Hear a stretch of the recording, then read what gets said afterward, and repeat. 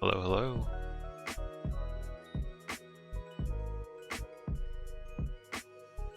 Saturday.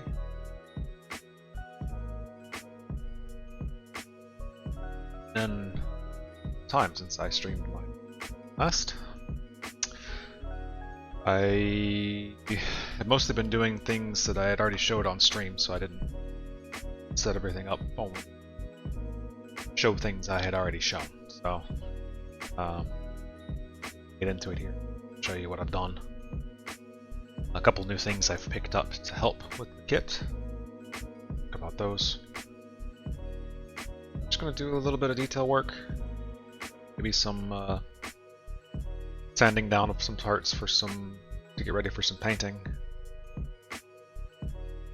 I don't know how long we'll stream today. Don't really have a solid plan on exactly all I want to get done. I got a couple of things on the list. This was mostly just to get me back into it. So where do things stand? So I've gotten a lot of the detail work done. Gotten one of the two float planes complete with the rigging.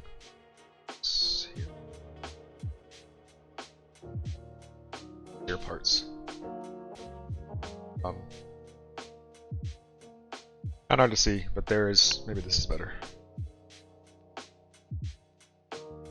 I got the rigging done. Oh. Slow. On the boat planes.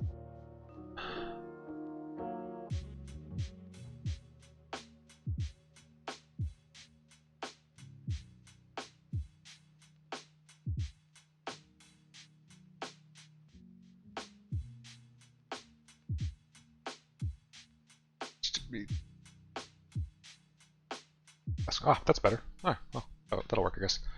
You can see brass parts I've added to struts. This guy. I've got the other one 90% done. I don't have the floats on it, but we're close on done. And then lots of photo etch details. I'm not going to pull all these out, but we've got 5-inch guns here.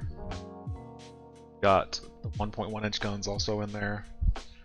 Got the spotlight towers, the drop depth charge racks here, catapult launchers, float planes. It's quite a bit done there. A lot of it I did off camera, so I did one of pretty much all of these things on camera. If you hadn't seen those, back and watch one of the videos. I do have them on YouTube under I'm Johnny5. I am trying to bookmark those, or not bookmark, but some chapter markings in there. I'll do that soon. Also got these little guys done. These are the gun directors. Well, not quite done. Not a lot you can see. Very, very tiny.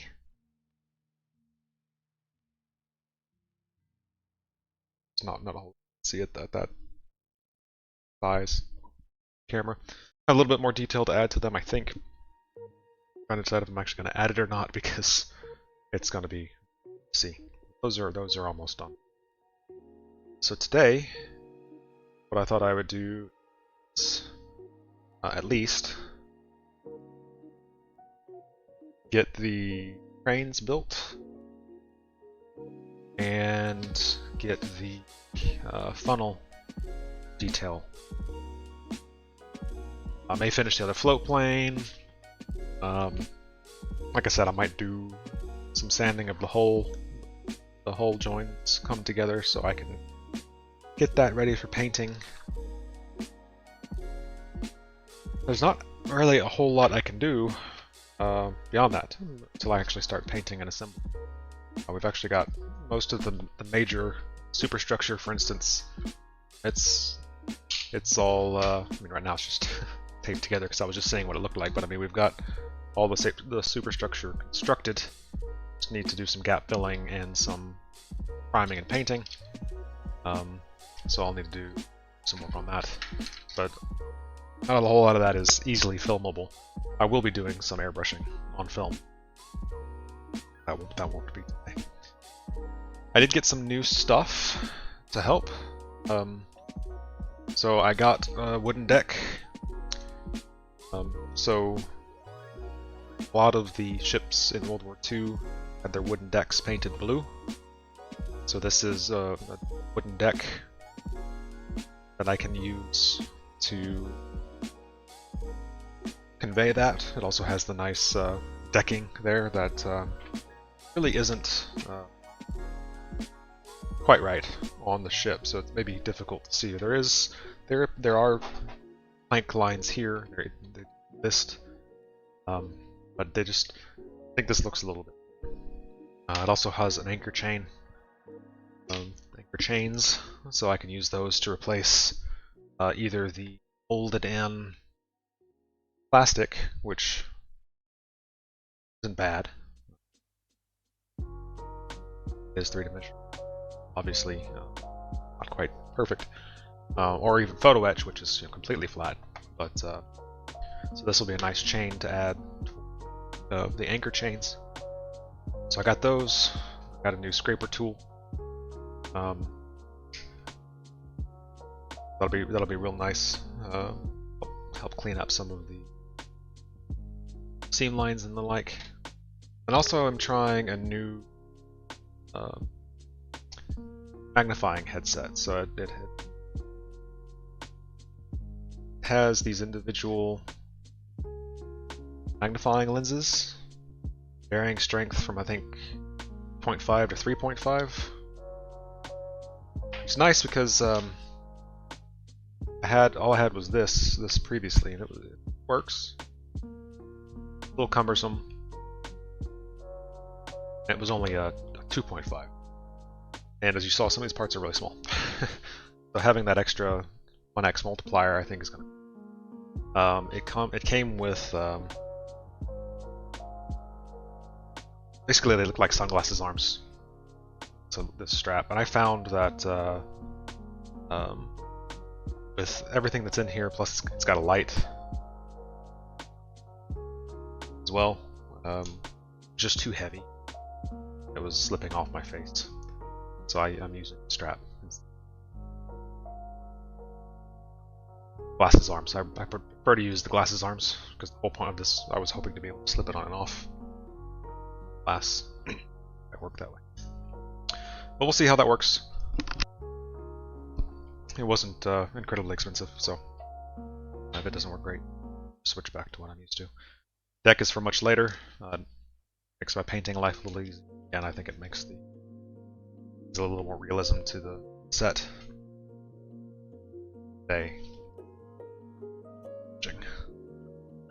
Some minor assembly because I need to build the funnels and clean them.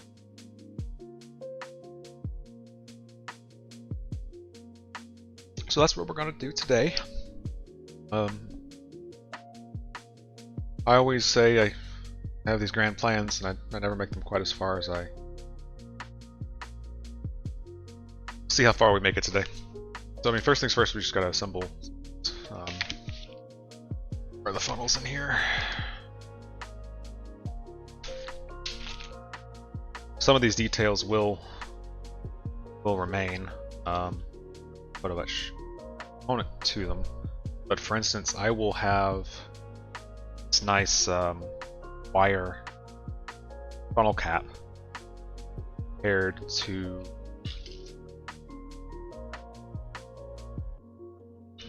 plastic part, which isn't even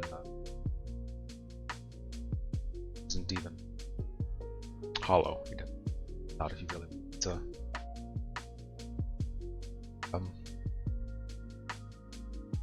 The look of it. So we'll have the full grid there rather than a solid piece.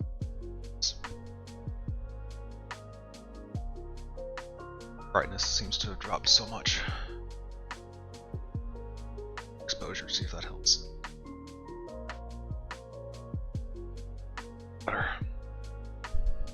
Really need to get work a little bit. Camera skill in regards to display. Anyway, we will about that another time. So let's get these funnels assembled.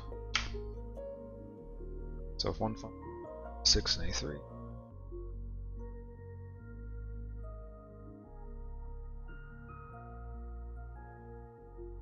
A few weeks ago now, I was at the Scale Modeling Nationals Convention, Texas. Tell you what, there was some.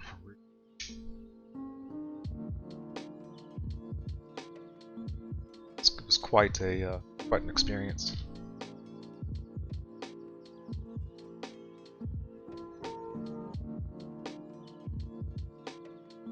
And some of those kits were quite amazing that these people had done.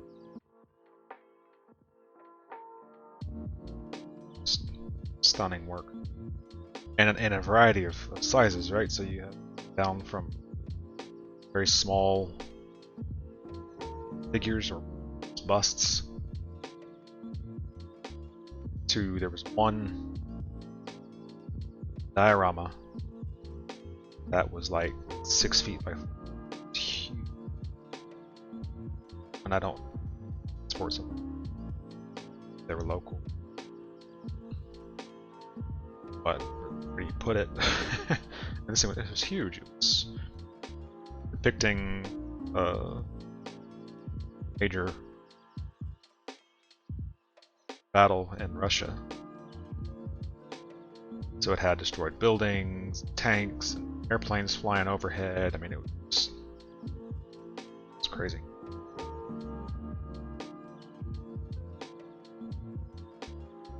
I think we have to remove this.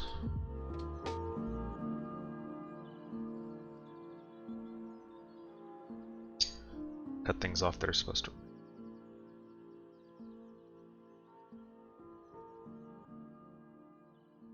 They had everything there. So, you know, all kinds of aircraft and armor, and ships and sci-fi and figures, and had something like 40 1/48 scale B-17s. So those things have a wingspan.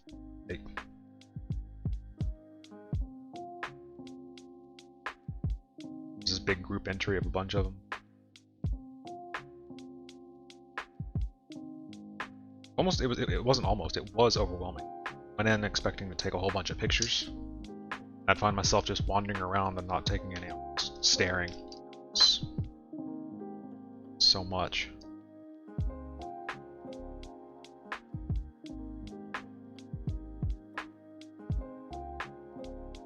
Surprising.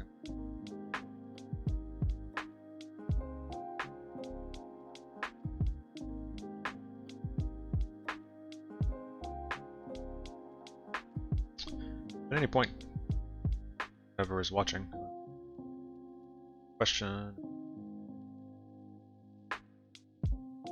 talking too quietly, or the music's too loud, can't see what I'm doing. I have a tendency to pay attention.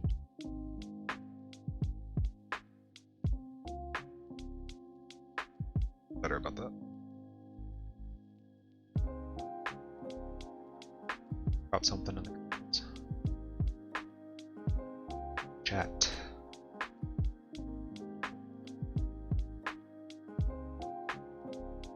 I think this is why there's a bit of a ash on the inside. Quite not clean.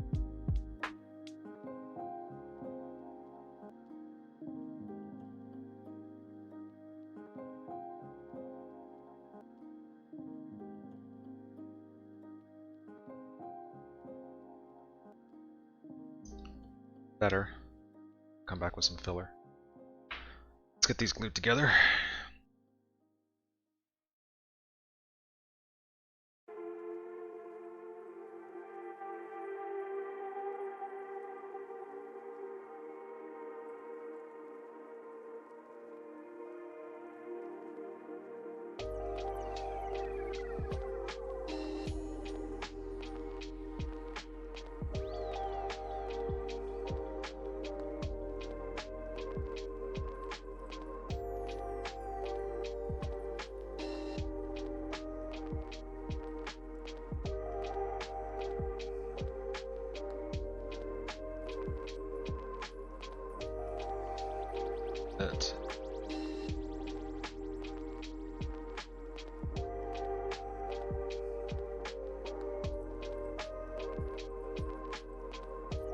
set that side to drop.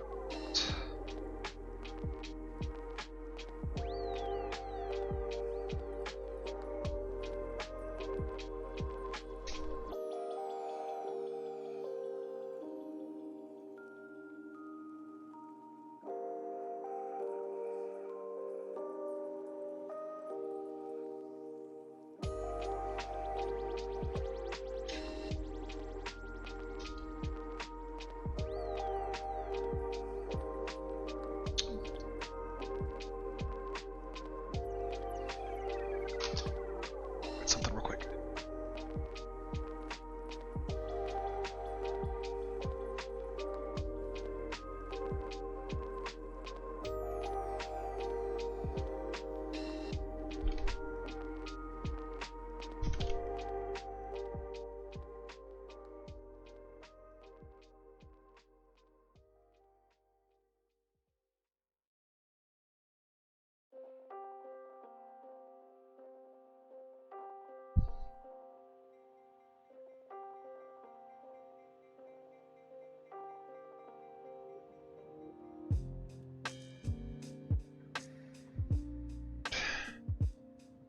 One of my friends wanted me to stream.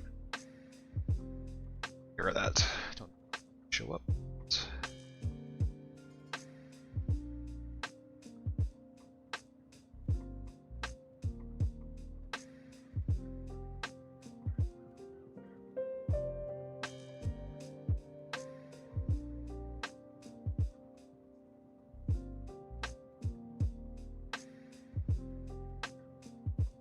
Well, this has been a pretty good kit.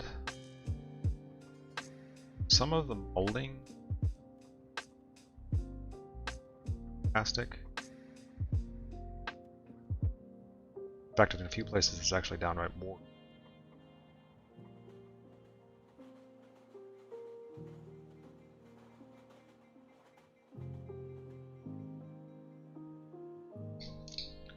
Superstructure piece. It's a wall, actually. See, divot there.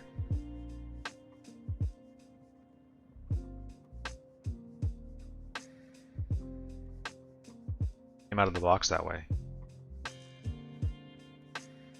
A couple places I've been a little less enthused with the quality.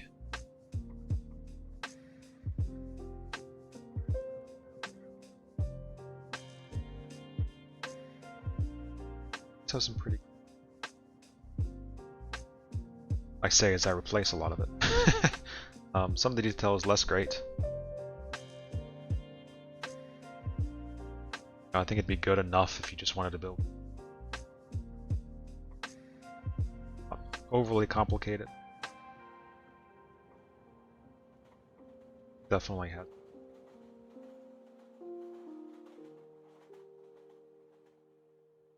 Secondary armament in the 5-inch guns and the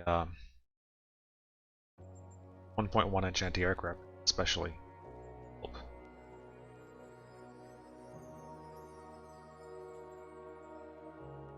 But that's not unique to. It's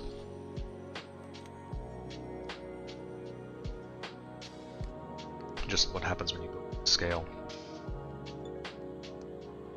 What really amazes me, and some of the things I saw at Nationals from some of the vendors, was just how much is out there now for 3D prints. Entire ships in some cases, which is nice because there's some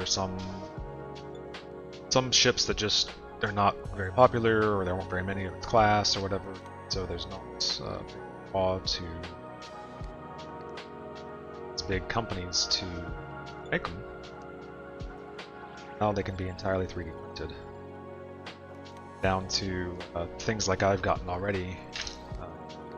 These are the inch guns, or the 20 millimeter anti-aircraft guns. They're and probably have better detail than I would have been able to photo etch. I saw entire 1.1 inch gun mounts, 5 inch gun mounts that were completely 3D. And what I got was 3D printed. It wasn't 3D printed in like a cohesive piece. Now you can get things that are completely cohesive like that. It's just amazing. The quality that comes out of it. Just what's possible. So you can go from spending hours building these tiny details like this that I've done. This kit probably spent 4 to 6 hours on the 1.1 inch guns, assembling them all from the 3D print and photo etch parts to putting a couple pieces together and having something at least as detailed. And while I enjoy the detail, I just don't know that I care enough. I have to do it myself or something. So I suspect on my next ship, I have built myself. Let's go around.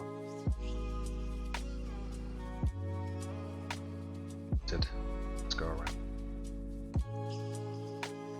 Let this one dry really well, and then may or may not be able to see it, but there's a seam line. Halves come together. Come back and clean that up as we can. See how the other one looks. It's dried a little. I can feel the seam line there.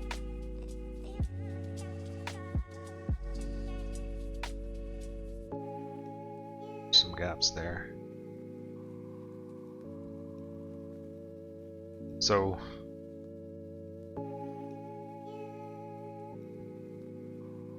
see what we looking at the instructions,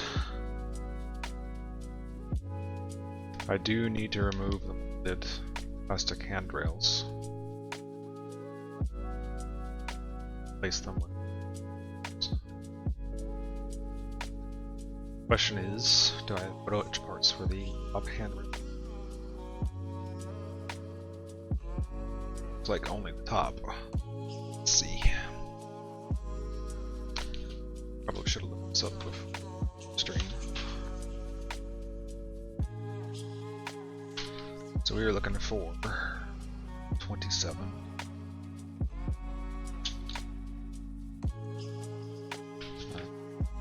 Keep forgetting the photo etch itself isn't set. I only have 2 of them.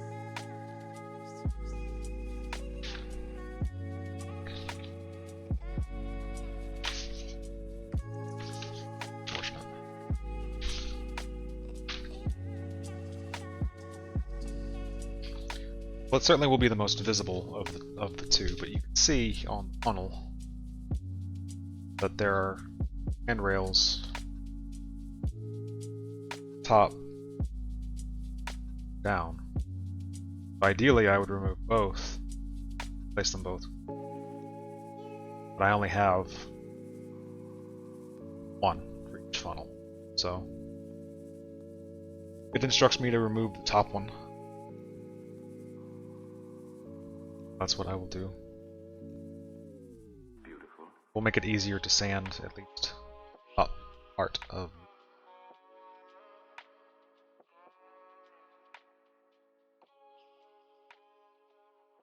Alright, I really would. It's there. Piece of the photo. Probably need to remove this platform as well.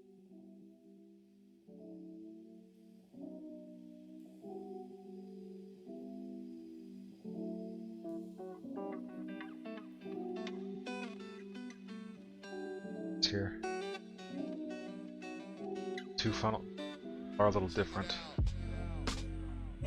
Forward funnel.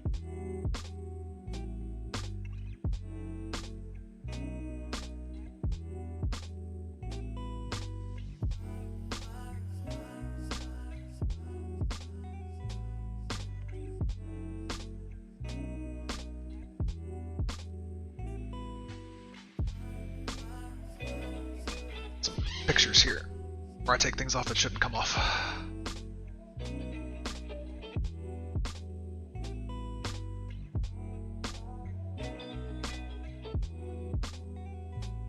So I've got this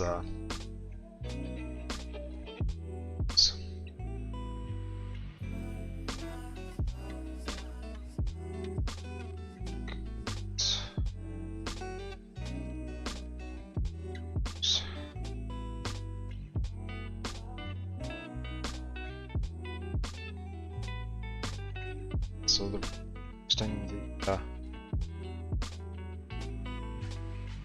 rear funnel, aft funnel, seem to have this platform that's molded in.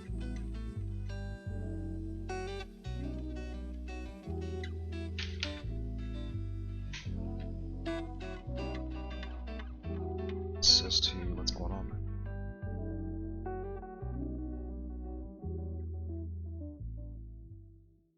Because on the forward funnel,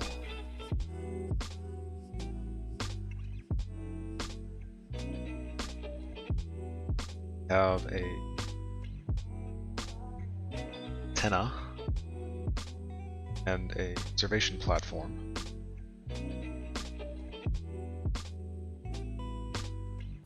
See this little outcropping. Aft funnel. Oops.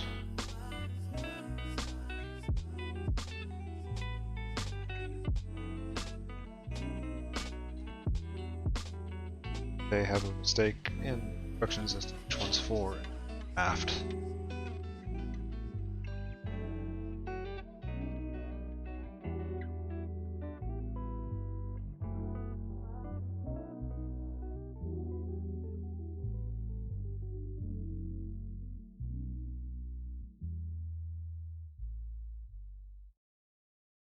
Not the same size either.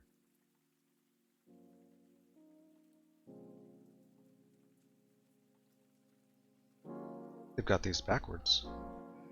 So in the pictures, like the fore.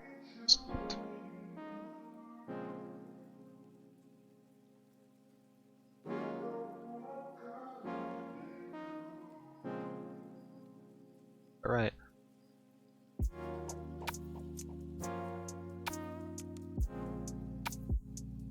Don't know what that platform is, so I'm probably going to cut that off because it doesn't. So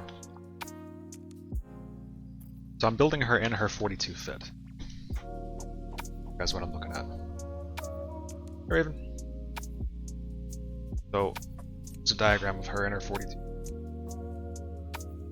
Here are the two funnels. The aft funnel is in the bow side of the aft funnel. There is no platform there.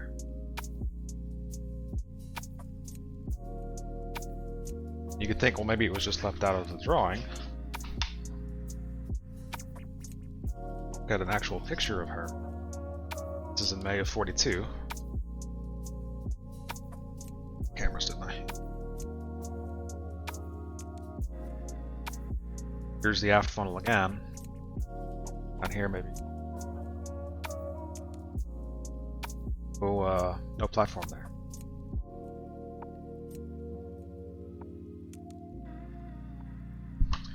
That's an interesting error. I say it's an error, but it may actually be that they just molded the same funnels for a later fit. So they also make a kit for her in a late fit, like a 44 fit or something. So it may be that they just used the same funnels for both.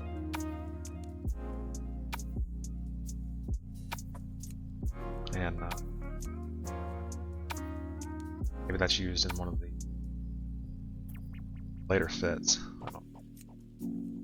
Interesting though, because we have all this pipe work here. I'm supposed to be able to fit a platform.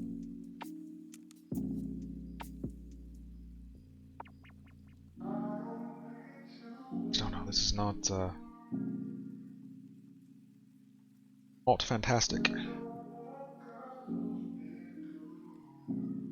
Pictures I've got. Aft piping is there. The forward piping isn't, and I think forward piping is actually trying to mimic observation. So, see, here's a picture. The layer isn't too bad. So, here are the two funnels. Aft funnel, there's no platform there. Forward funnel has some piping up front, but then it has this platform. And the instructions for the photo etch have that platform. Versions depending on. But the instructions here for the kit have this large piece that looks like it's supposed to mimic that platform. I suspect what I'm going to need to do is cut that off. Keep the lower part of the piping. Probably supposed to be better. But that's what that is. But anyway, let's clean this up. I'm going to remove that platform. Upper handrail. Some sanding and see at that. So I'm just going to clip this platform on.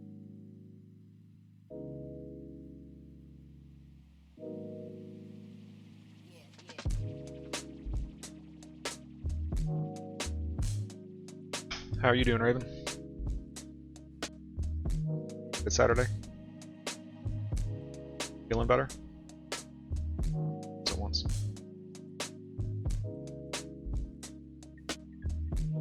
It's my friend.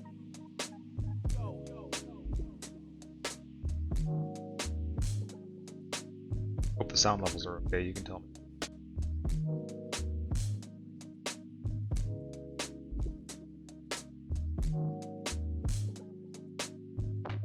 Oh, nice. But things are improving. Sounded like you were not particularly.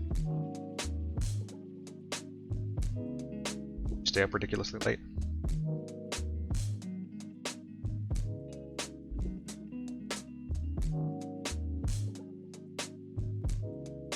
Alright, the trick of doing this is to not mar plastic than we need.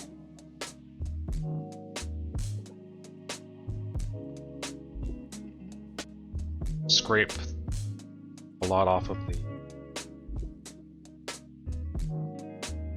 portion of the phone. It's in a couple passes rather than trying.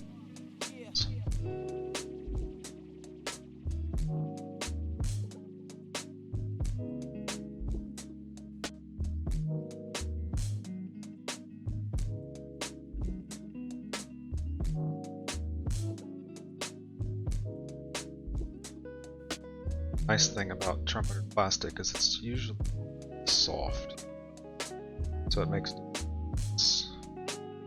pretty easy. On the other hand, it also makes it really easy to damage, like what I showed earlier with the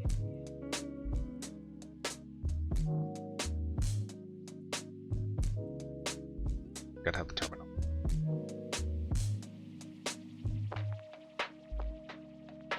Someone will correct me in the comments.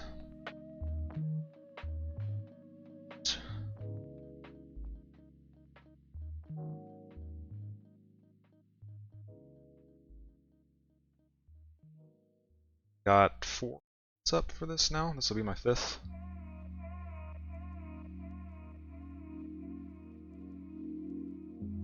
Sounds good, thanks. Really ought to do the side tone kind of stuff so I could hear my voice, but let's try the new script. I got this from a company that's actually Japanese, and they make it the same way they make katanas, which is folded steel. It is extraordinarily sharp.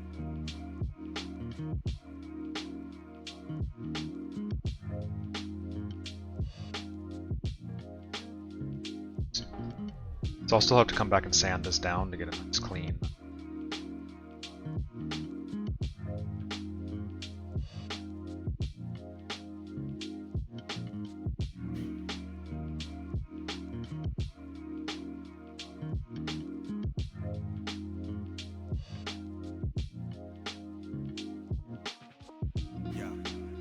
Try to get it as flush to the plastic as I can. Sanding it easier.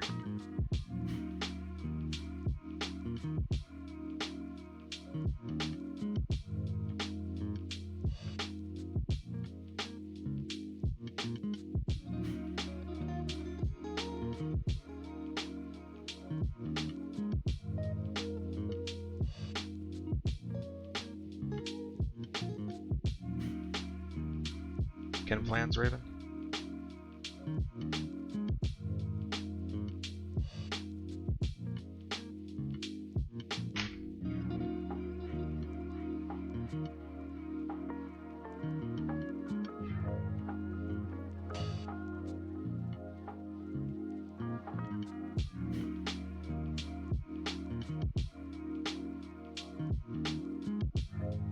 I've always enjoyed it, so I've been doing this for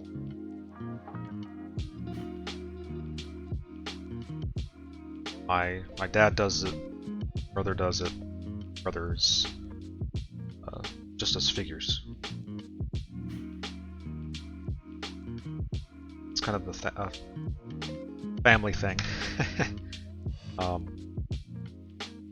I really enjoy it. It's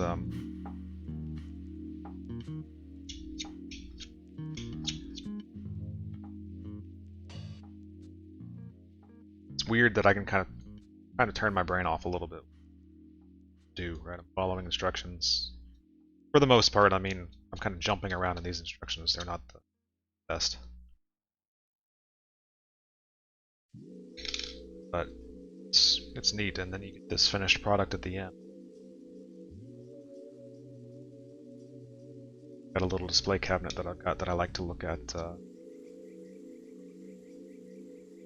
I've built. Life is nice enough space to do that.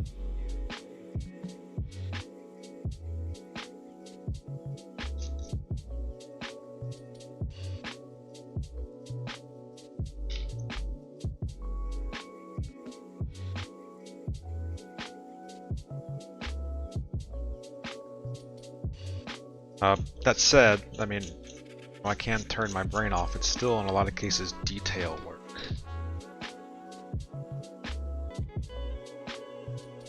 And so there are days that I come home after work and I just can't focus on it.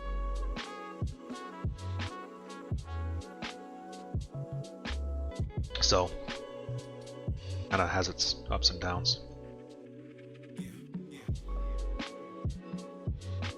Okay. That's my...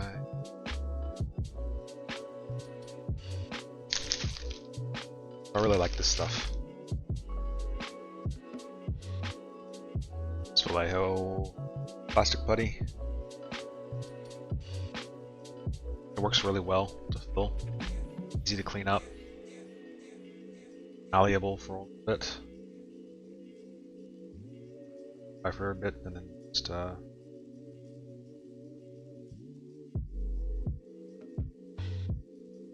gaps that I need.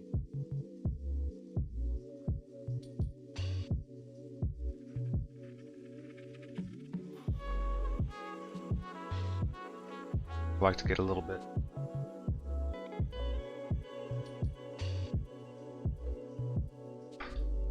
come back with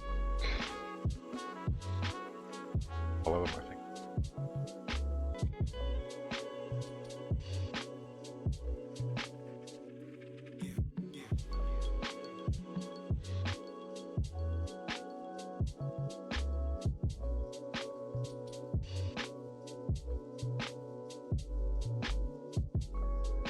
This isn't doing anything about what I just scraped off. Some gaps. Two halves.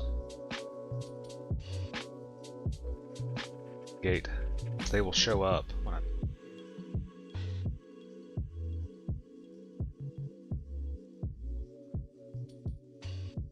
gonna let that dry for a minute and then back with a wet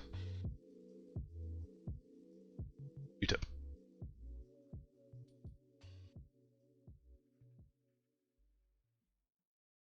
What kind of painting do you like? Oil paint or pastels? Watercolors. What's your paint of choice?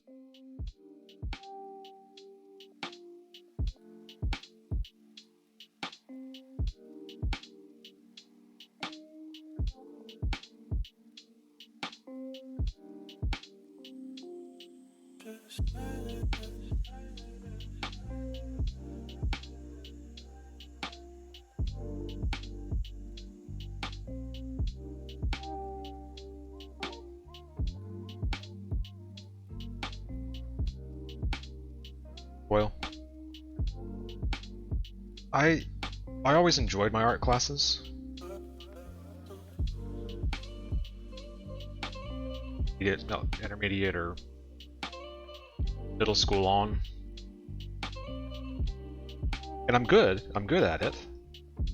Except I'm not creative. I can copy,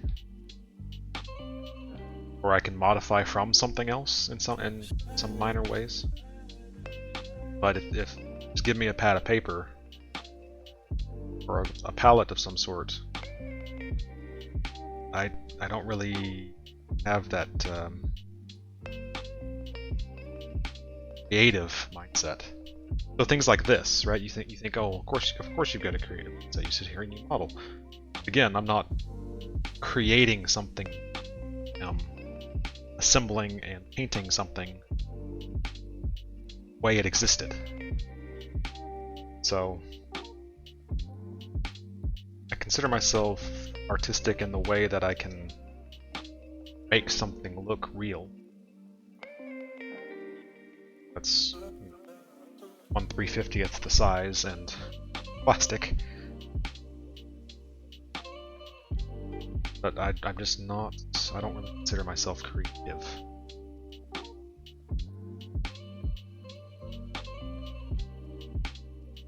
Always amazes me what people come up with, things and drawings and whatnot. My grandfather did a lot with pastels.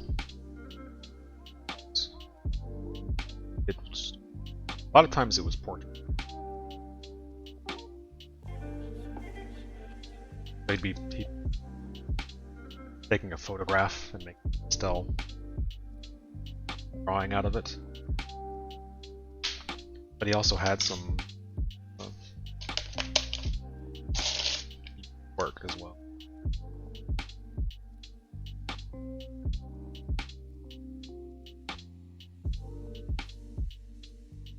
It's easier to do without a camera right in front of me.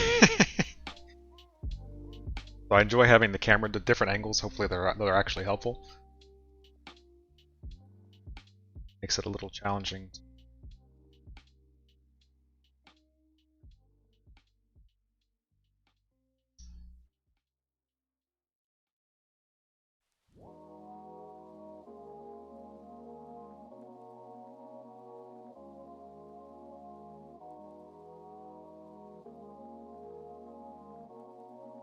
But yeah, as far as models, there's all kinds of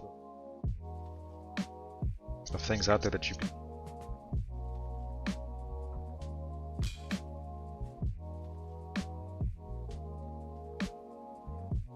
Ships modeling, there's planes and cars and anything you could think of. Some people build model trains, build like commercial aircraft, like 787s or whatever.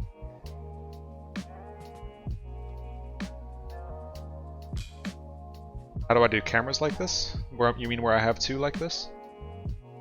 Is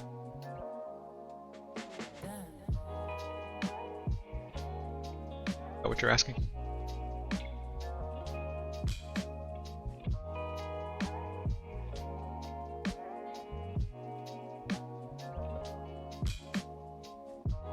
So the main camera here, down pointing camera is my my Nikon Z6 II. It's the same camera I use for my face camera when we're gaming. And that's what I originally used, and only that. But I realized that a lot of what I was doing here, it's hard to see from above. So I decided to add the second camera. This is actually just my cell phone, forward-facing camera here, and I'm using an app called Droid Cam OBS, I think, and it basically makes an IP address for your phone. You put it in OBS, and it streams the camera. So I like it because, again, I think it gives a perspective that was lacking. Because I'm obviously looking the direction that my phone can. So it makes this way you can see what I'm looking at, but also see it from a down-facing angle. So quite a few people tell me they like it. Not difficult to set up. I just had to make sure I had charging cable available because it heck out of my phone. Especially with some of my longer streams. I mean, some days I stream for 3 hours while I'm modeling like this, because I lose track of time pretty easily.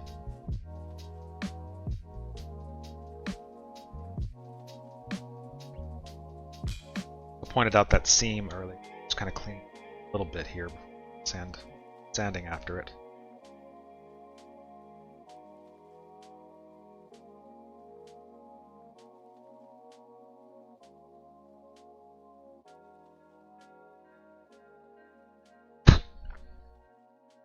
Okay, let's get that tip.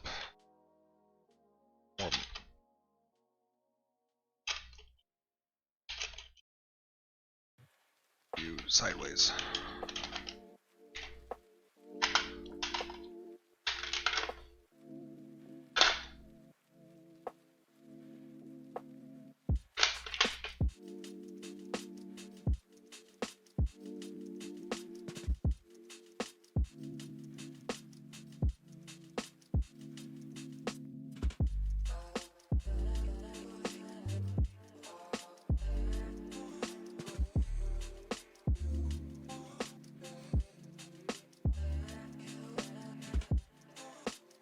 Filled in little gaps there.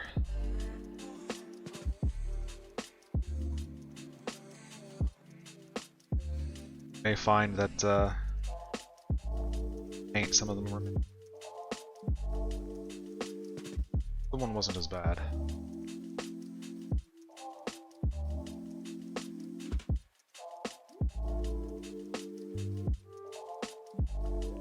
Sometimes when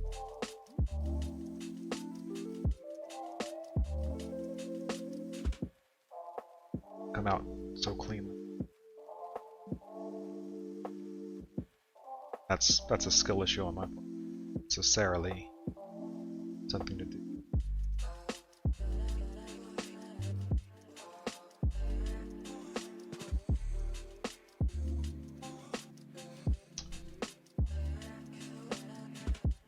Toothpick go.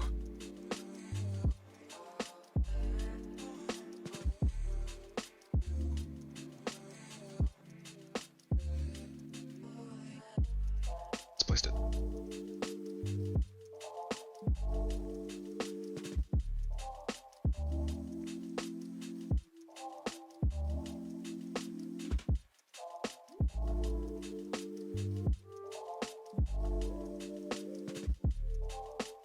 Say you're dumb.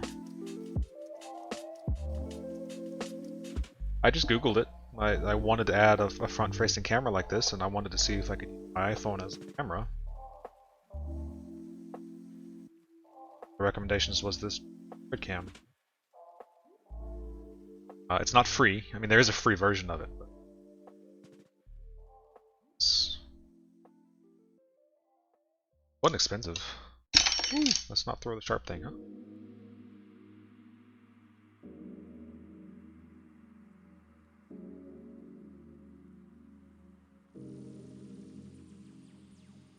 Alright.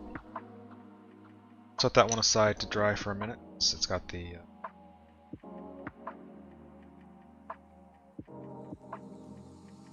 gap filler on. way so I don't slice my hand open. Alright. A lesson in sanding. Don't think I've actually done this on stream.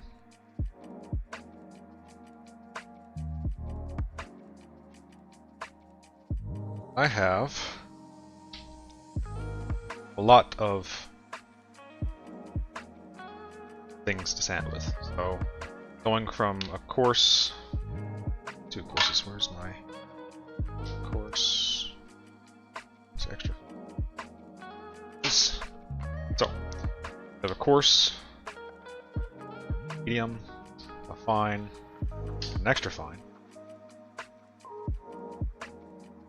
And then from there, I have 3200 grit, 3600 grit, 4000, 6000, 3000, and 12,000.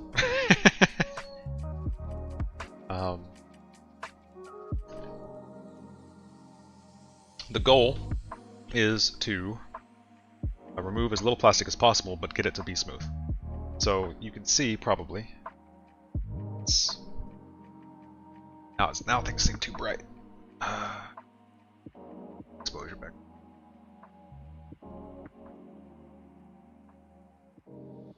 Seems maybe it's going back and forth. If you guys have trouble seeing because it's too bright or not bright.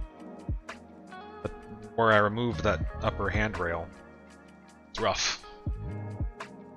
Kind of see the different reflection. I need to get that smooth, otherwise it's going to show up under the.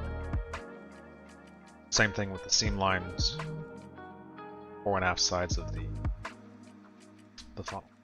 So you start with your coarsest and work your way down. And at the end of the day, the idea is to have it to where you basically can't tell that.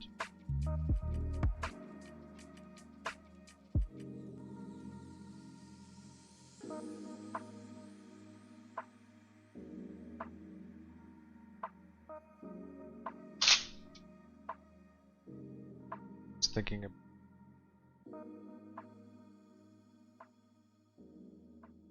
where's 57? I hate that these aren't labeled. Just thinking about the funnel caps. So it is on other friends.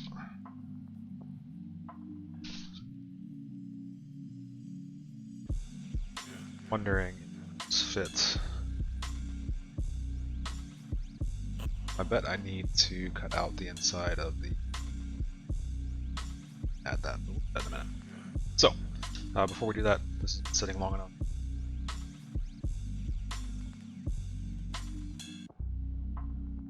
Some of that extra kind of filled the gap in a little bit there.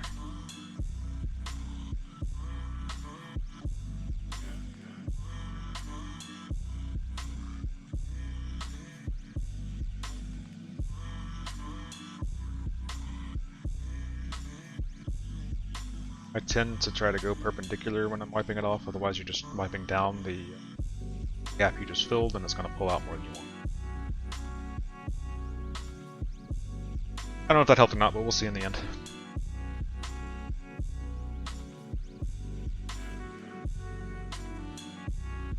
It's here to learn makers and crafting. Savage. So, you're doing this. Not using a whole lot of pressure, you're trying not to sand more area than you need to. Because anything that you sand with the coarsest, you have to actually sand more by the time you get down to the end. You want to blend it in, so really ideally you're trying to sand as little as possible.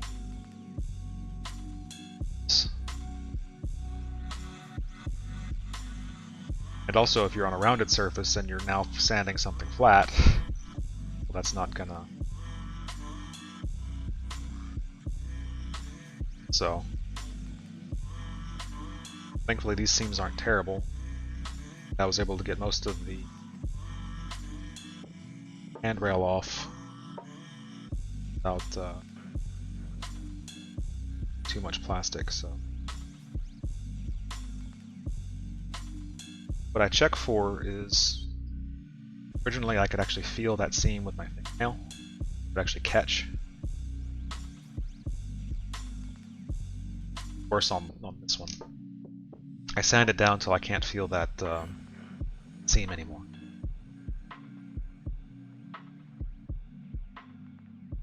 That's what I'm trying. Seam.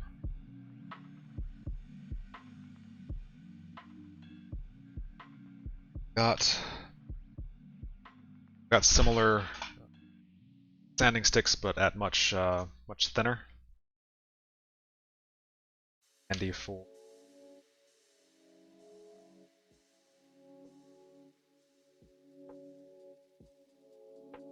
I've actually used these before. I have everything from one and then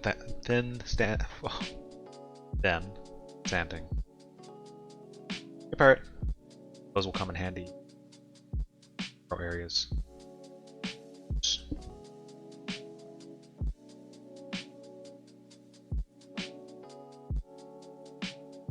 But again, I'm trying not to sand much. Shape. Tail. All I want to lose is that lip that's not supposed to be there.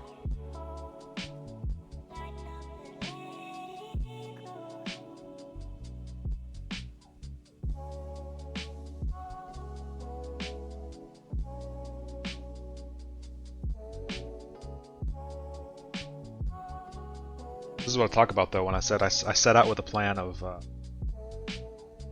photo etch on here, and now I'm gonna have to do all the sanding first. See how far we make it.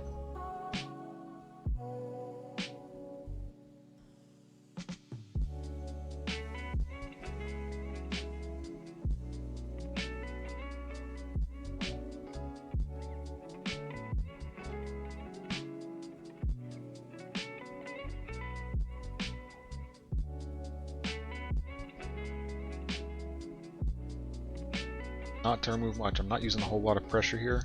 This is really soft plastic. A lot of pressure. Just trying to get it to the point that seam is notable by my thing.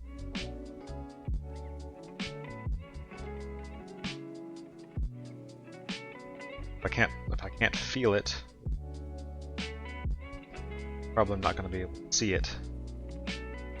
Come time to paint.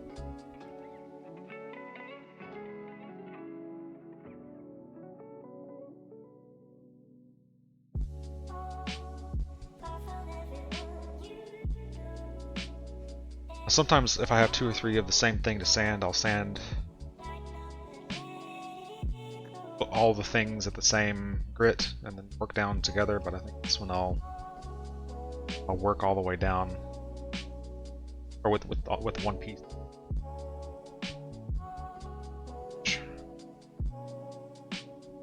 So similar this way, I won't.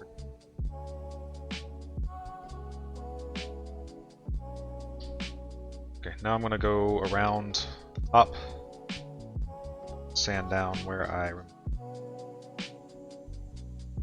handrail. Fortunately, I'm just gonna have to rough up more of that plastic up there. Get it flat.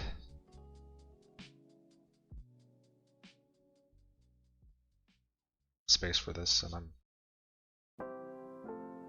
too much. Tail up there. So long as I don't dramatically thin the top compared to the rest.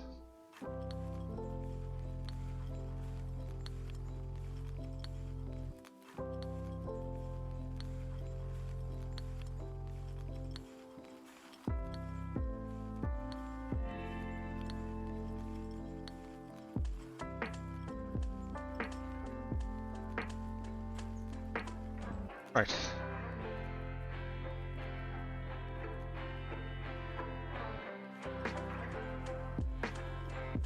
Just trying to.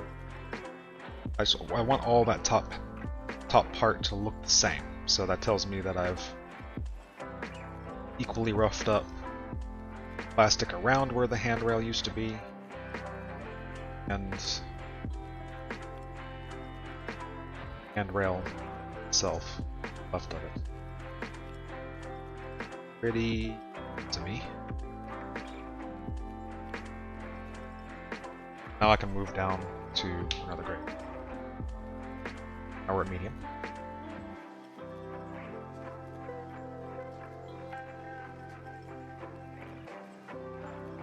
Okay.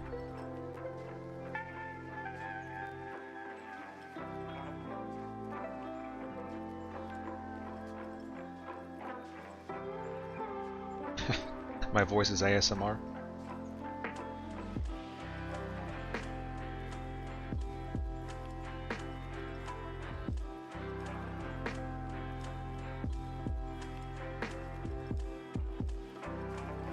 This isn't the most exciting component to modeling, to be sure, but what it allows me is to make sure that I've got good smooth surface, clean surface to paint later.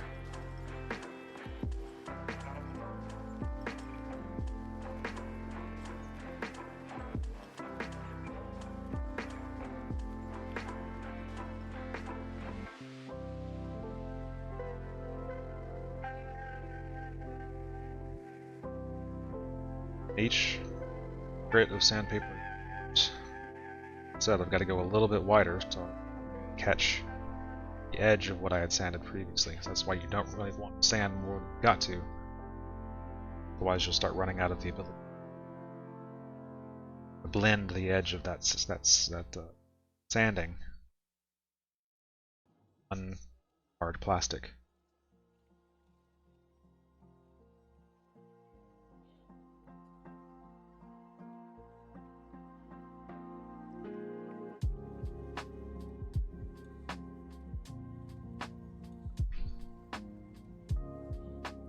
I have iced tea right now, and I've got an iced coffee in the refrigerator waiting for me, so understand the desire for beverage.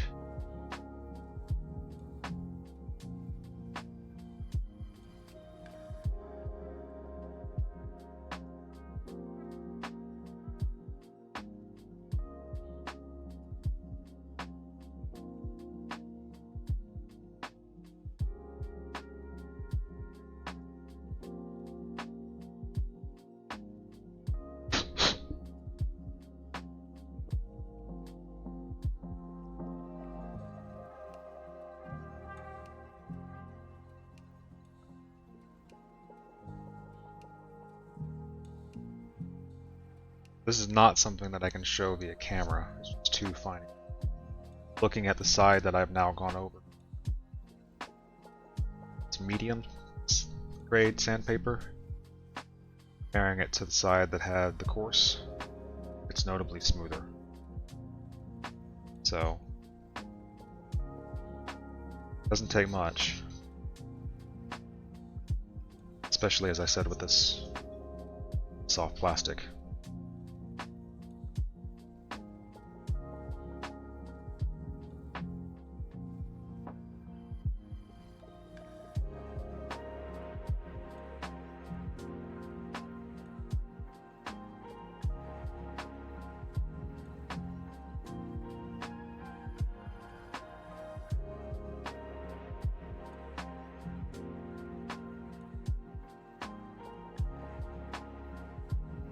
That's 95 here, right?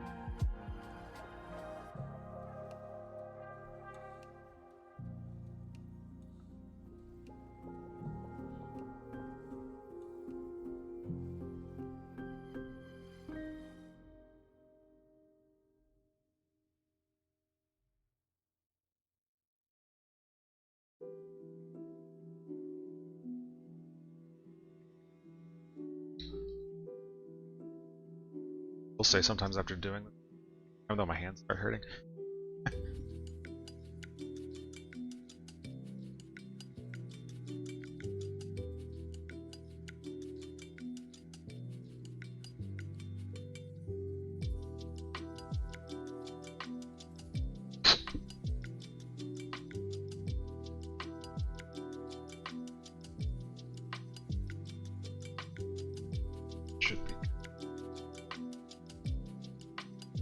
So what I will do is ultimately I will go all the way down to my finest grade sandpaper. I'll look at it, and if I see that there's still some parts that aren't smooth, then I can come back and touch up what I need.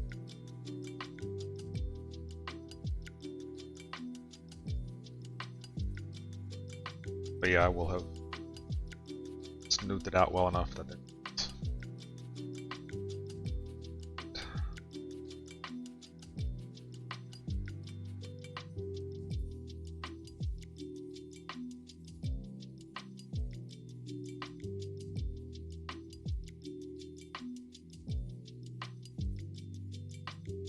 seeing some spaces that are still kind of rough, so I may need them still.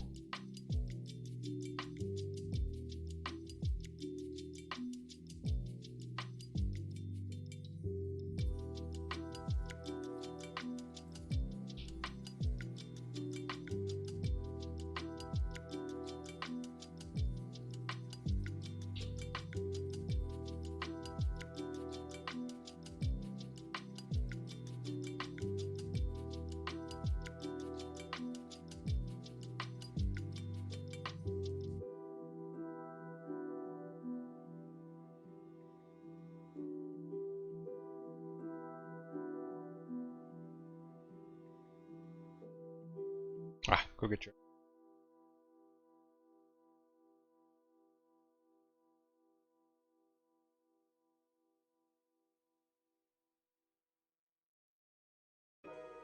Ice cream just hits different on my...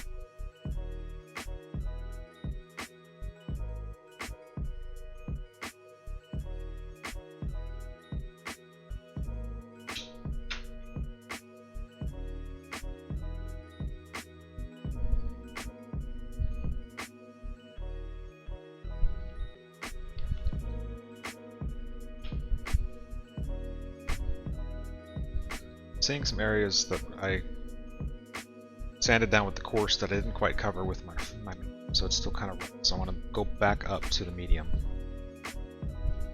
Try to smooth those out a little bit.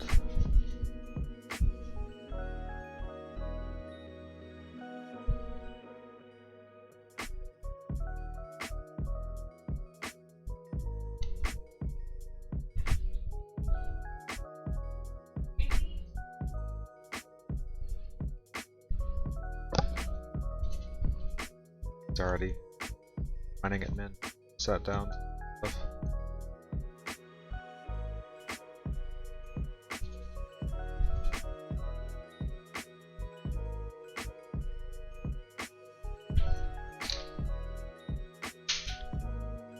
Am I stopping you from getting ice cream, Raven?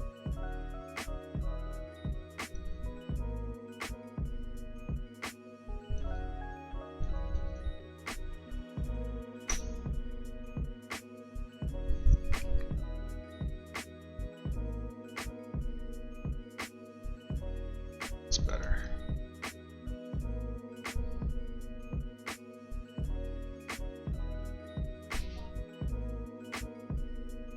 I've even seen 3D prints of funnels like this that are just... See, I mean, obviously this is a skill. This is something that I've developed over time. I'm proud that I'm able to do this and make it look hold it out of one piece at the end of the day. But I've been going for an hour and 15, and I've got 2 funnels assembled and sanding. So you can see why I'm kind of enamored by the idea of some of these aftermarket parts that would dramatically speed up. Yeah, because I mean this is all well and good, but if fit was better, I wouldn't have to do this. So I don't know. I'm kind of torn. And at some point, you 3D print the whole model, right? It's and then you're not really building anything anymore. There is some level of detail that I don't need to do myself. Go get some.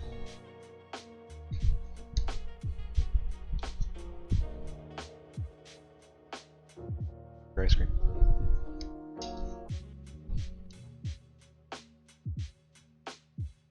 That's what Pirate's doing. I think he went.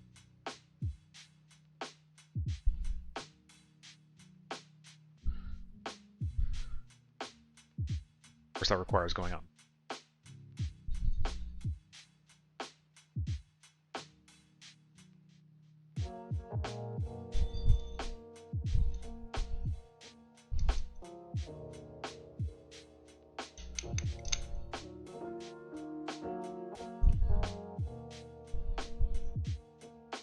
See, what started as a seam, just this very narrow place between the two halves of the funnel, I'm now sanding a width like that between my two thumbs.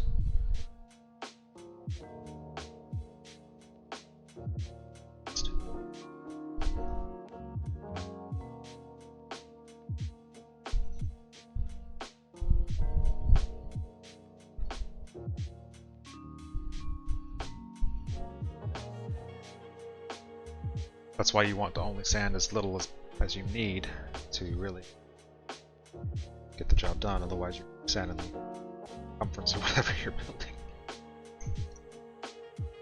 And you can see the white there top. Thumbs maybe. Where I fill a little spot, so even that's still there. Sanding.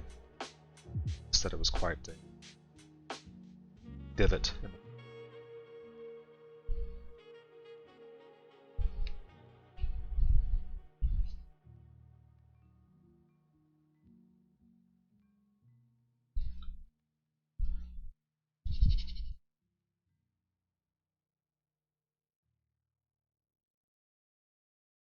So I don't know, I suspect with my next build, again whatever it is, I don't know yet. My next ship build, I mean. I'll be replacing more of the parts with 3D parts. Necessary. Sorry, that's annoying.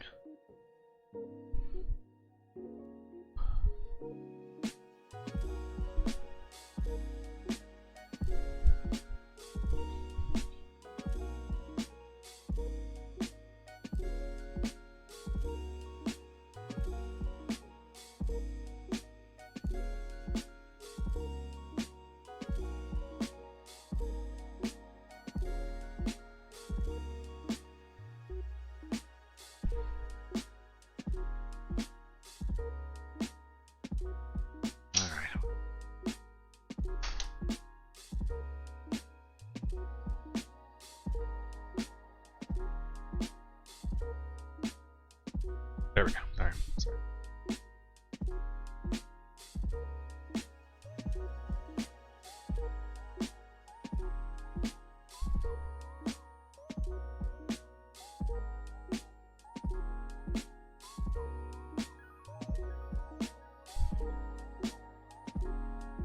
Seem to be doing it.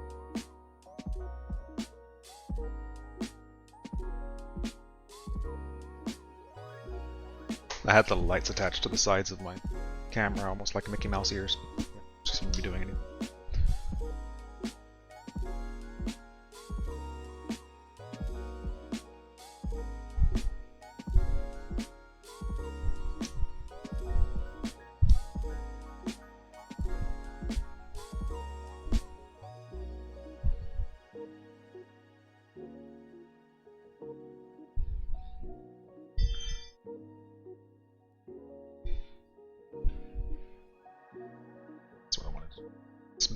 Now the chimes are snoozed, so about that.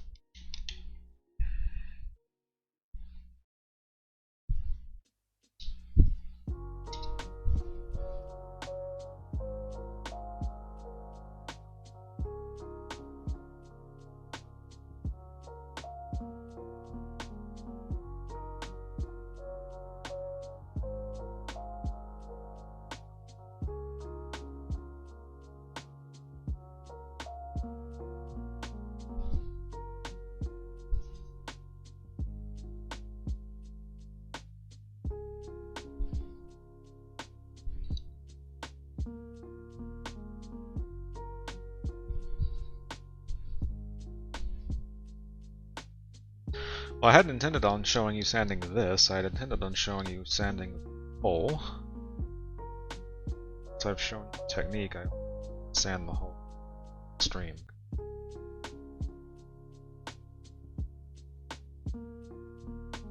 same technique. Pop-Tarts, that's a good choice. But not Pop-Tarts, right? You have that healthy.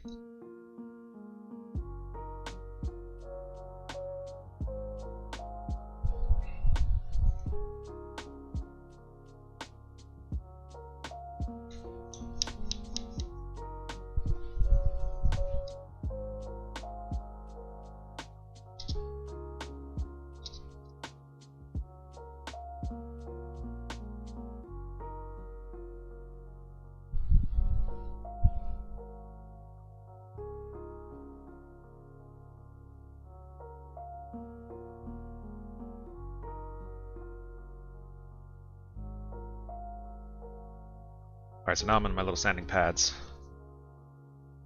Because I don't usually.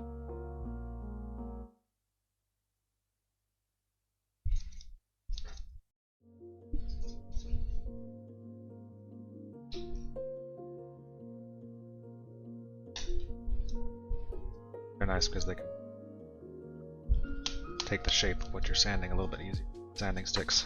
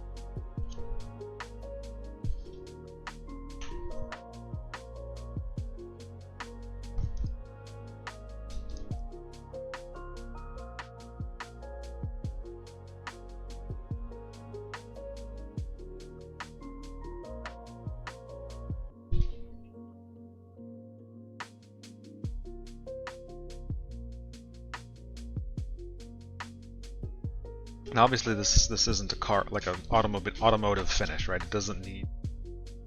It's not going to be a high gloss thing. It's not going to be perfectly shiny.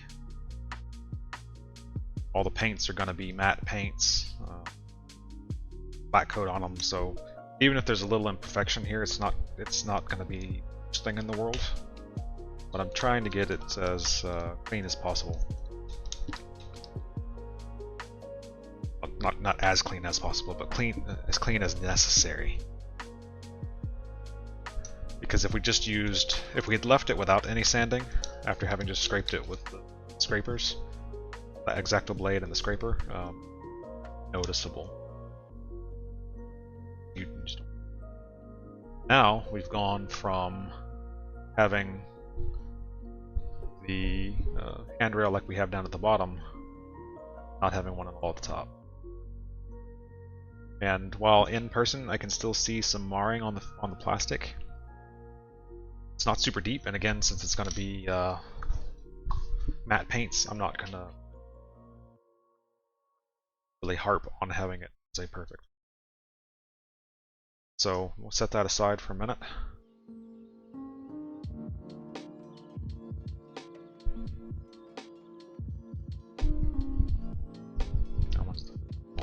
I can tell because it's spots for the life. I'm gonna go grab my other drink, and we'll do the other one, and then we'll get the photo etch on. I will be right back.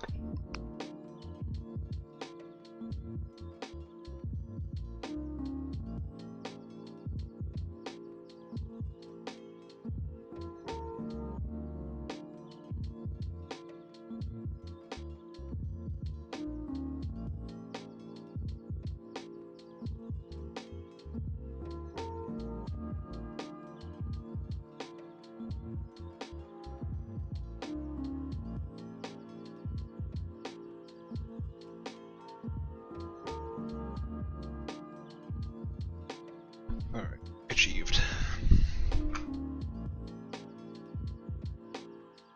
Just curious if tell the difference in the stream.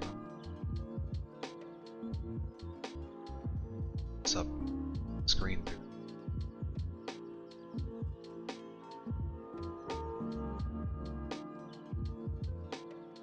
tell the difference?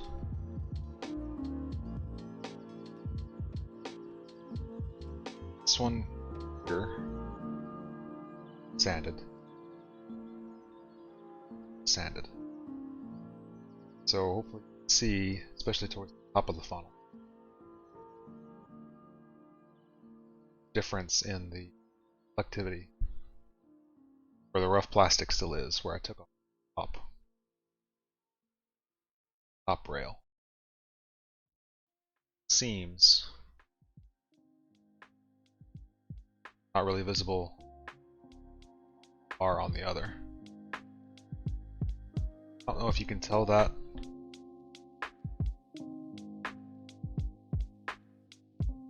That's why we're doing what we're doing.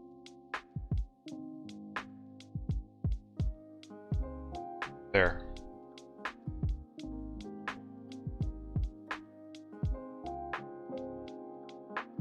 Kind of see at the top you still have that roughness where I removed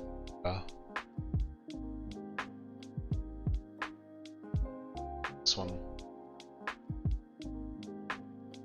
This is gone.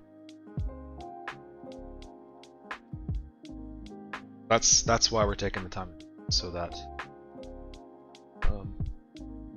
that goes away. And I can still see where rail was, which is good because that'll give me a place to a visual guide on how to mount photo etch.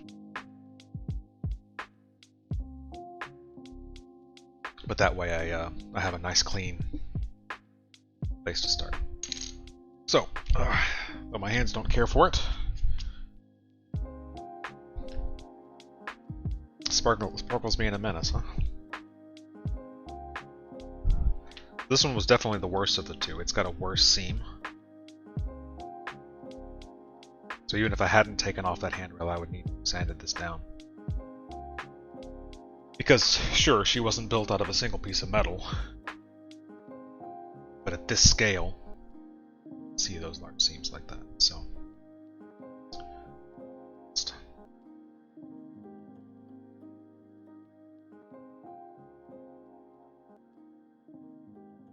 I don't want to use too much pressure. I don't want deep gouges. Soft plastic like that, like this, that would be very easy. Especially with this coarse sandpaper. So I'm barely putting it.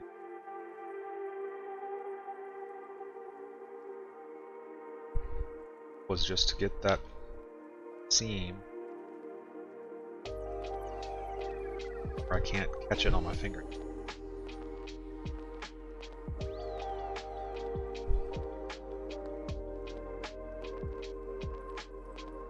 That already did it. So just a few passes.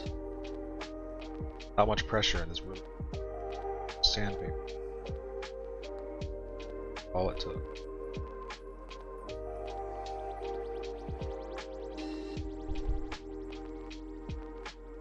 Hard not to sand to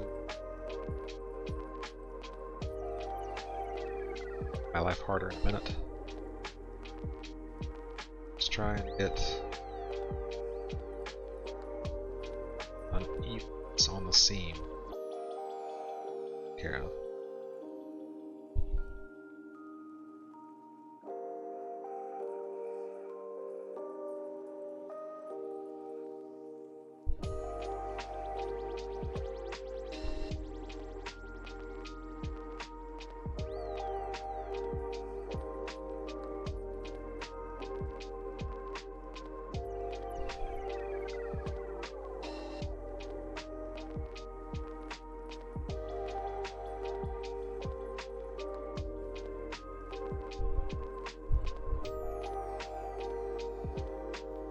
Thing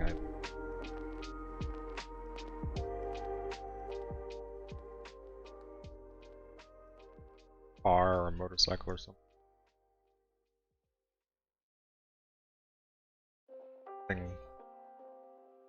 Still have detail. I can see with that magnifying glass. Lemon Italian ice, huh? Sounds good.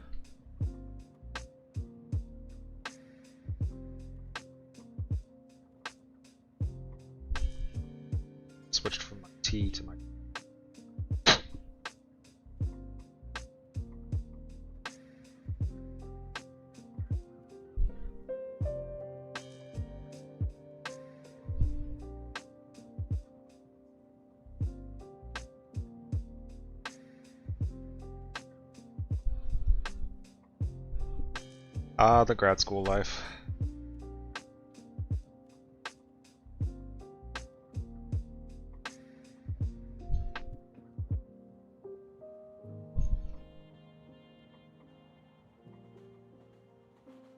Things I miss about it.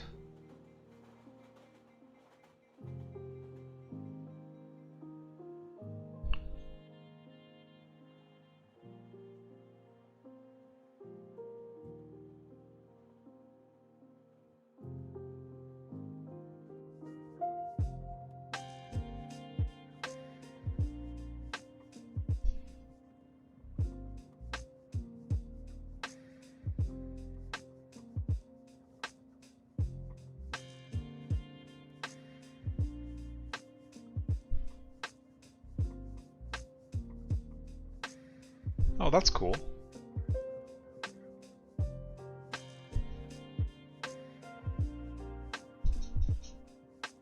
He has some cool stories to tell.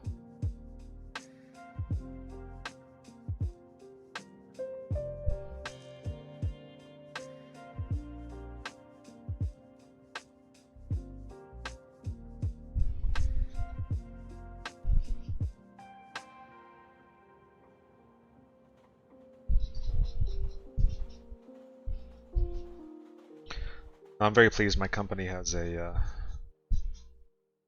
pretty good outlook on balance.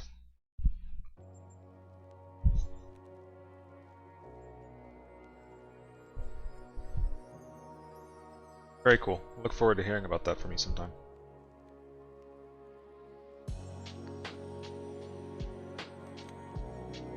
During a Polaris session.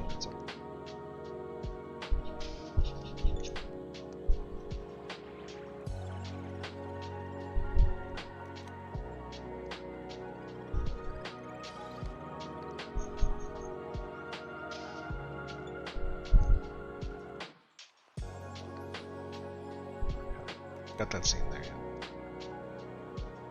Oh, just how your chat with this guy goes. Just interested to see how that. My company has a good outlook on work-life balance. So I don't feel like I have to work on weekends. I don't gotta put in my allotted hours usually. I mean, so there's always exceptions. It's more often than not. Those are mine.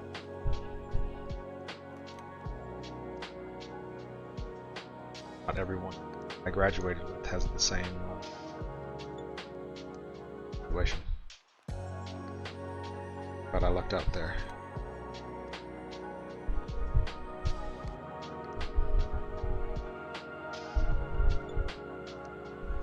That's good though. I mean, where you are and what you're doing, that's the kind of thing you need.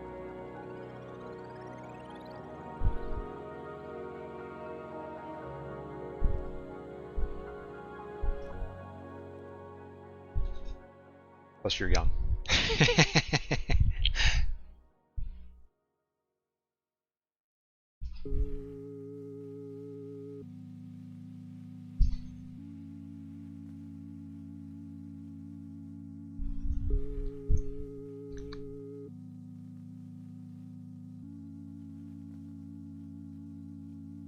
Beautiful.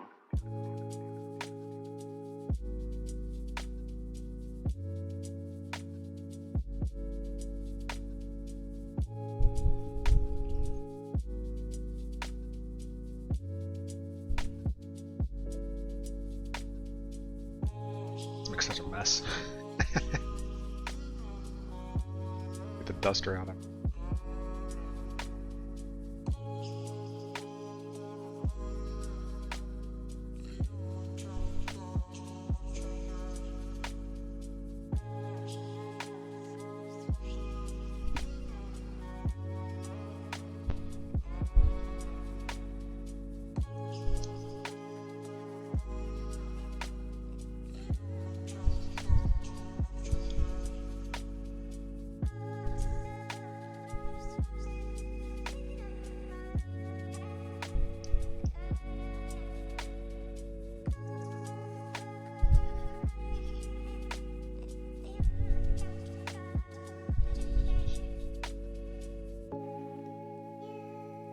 pass with a different grade of sandpaper takes a little bit. It's up, rougher pass at the sandpaper. Beautiful.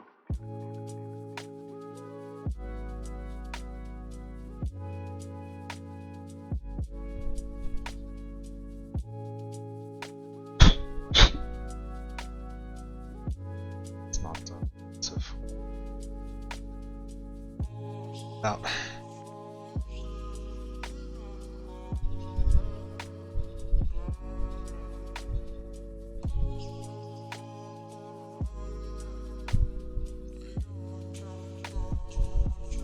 As I start getting to the finer sandpapers, I can see areas where, like, maybe I missed a coarse stroke. Next medium stroke helps to see places I missed.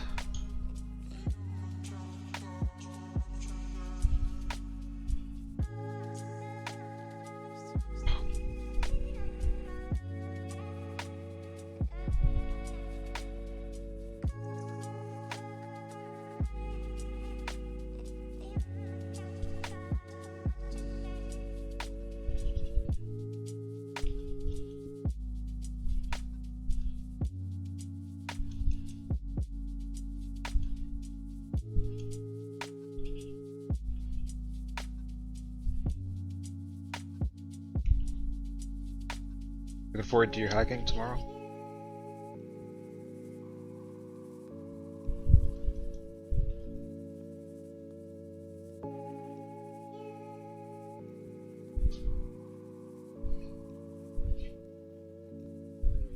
Beautiful.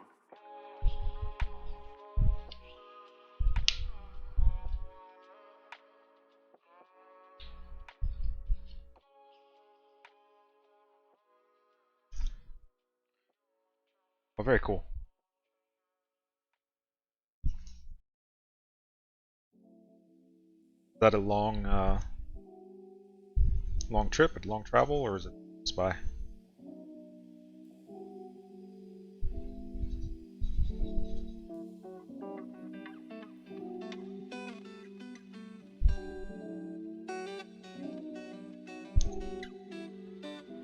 Check it out.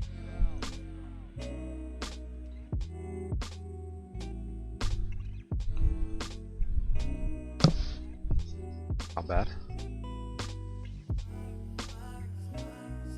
It's time. Weather's nice. Hot.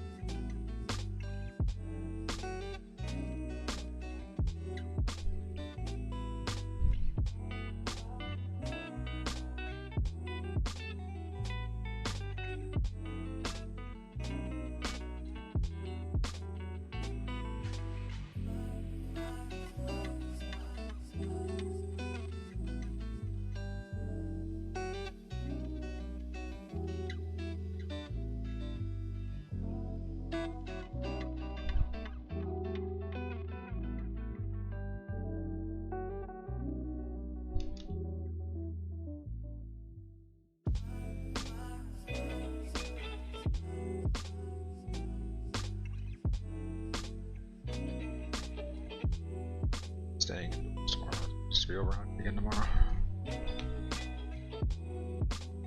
Out in the morning to do a few things, but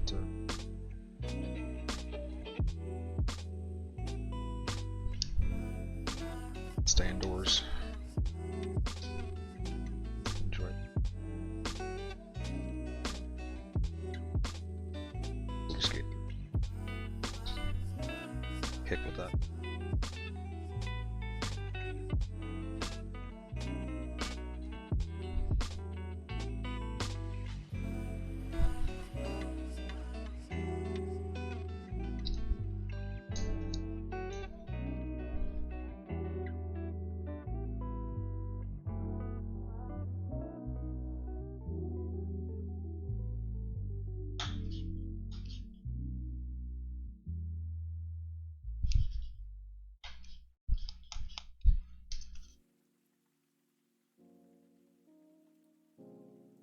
reason why I'm not worried smooth is because I'll weather it too, so. Smoke stains and water stains, and that'll go a long way towards hiding any sections that I missed.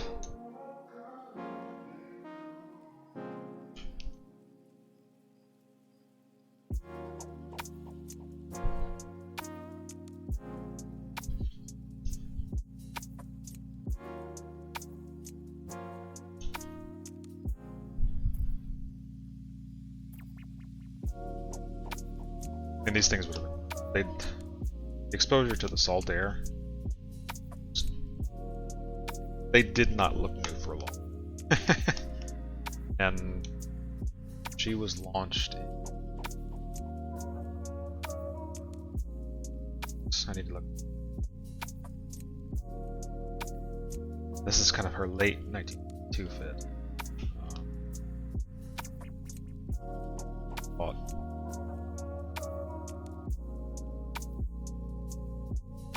where they refitted her with 0.1-inch guns that she had at the beginning. Not useless. Definitely not.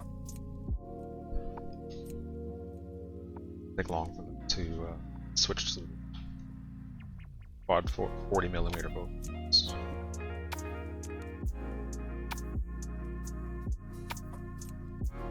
But anyway, they did not stay clean very long. So I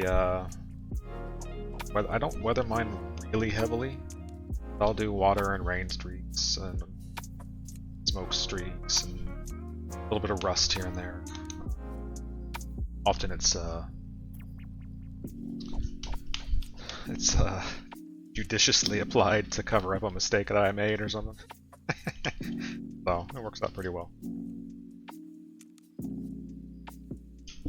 So why did I choose the San Francisco? A few reasons. From a modeling perspective, I wanted something larger. So I have quite the fleet.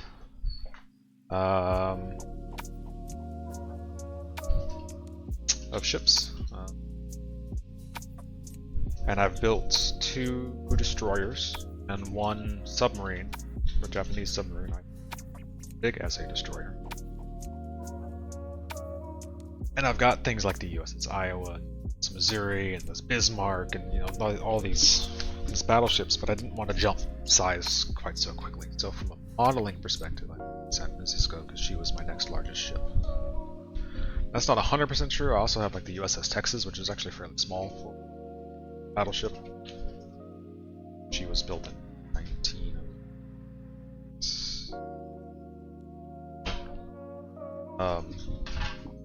So she's smaller side, but much more complicated.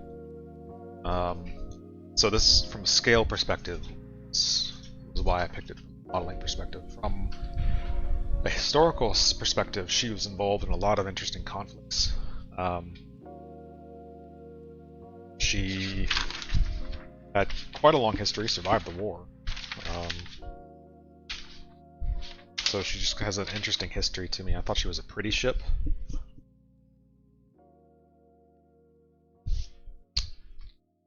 And I also have another cruiser,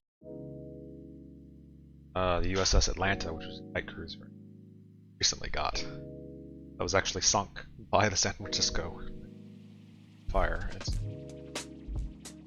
She was also in some of the same battles as some of my Japanese ships, so I have some commonalities across my fleet, as it were. So that I have some relationship between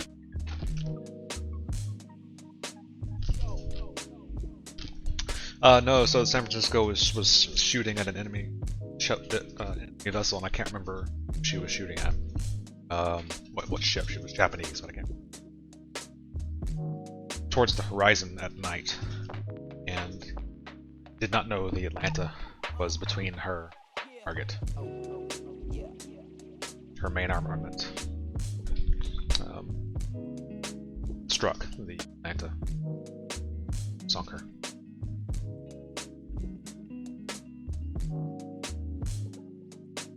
So Atlanta's also just got her not too long ago. Right? I can't imagine. Can't imagine. Alright, now we have 2 clean funnels. I have removed upper handrails, sanded them down. I think the one last thing I need to do is add the funnel caps, but I need to remove most of their interiors because they're solid.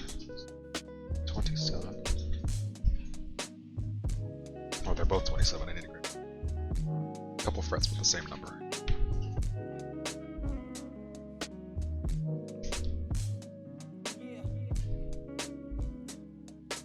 It's the other frets. Still in the box. You'd think with a 6-foot long modeling desk, I'd have enough room. Have.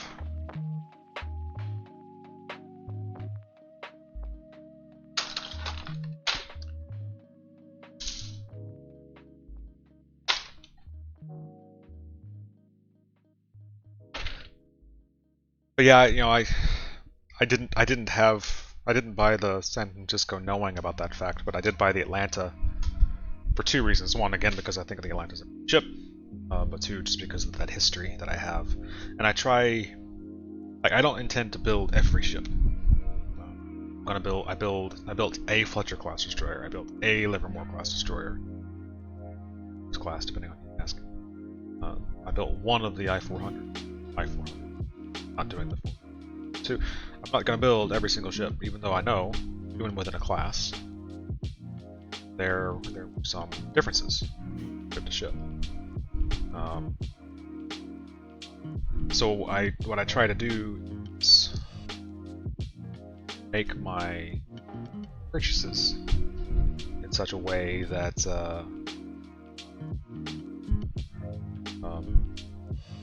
they have some relation. For instance, I have the Japanese aircraft carrier Kagi because she was in several of the fights that a lot of my other ships were also in.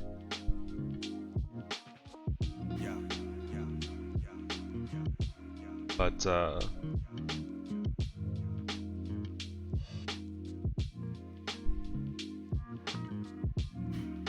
most of my modeling, I try to build an example of something. So I'm not going to build Spitfire Mark 1, 2, 3, 4, 5, 6, 7, 8, 9, all 11, 14, or however many marks there were. I can't remember off the top of my head.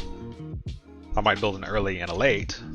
It'd be dramatically different. But if I build 2 of the same thing, them to be quite different. Okay, so why did I cut these off? I mean, I'm going to be replacing a lot of this, but I need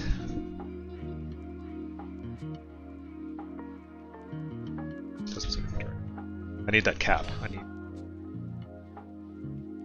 the edge around the top. It's not.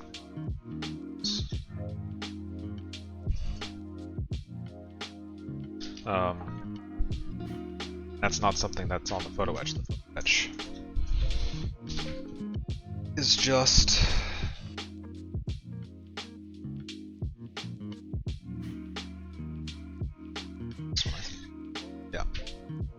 photo etch is just these 2 pieces here. Kind of hard to see, but it's just the frame. So I need the lip to attach them to. Go for a Seawolf, like a Seawolf class submarine.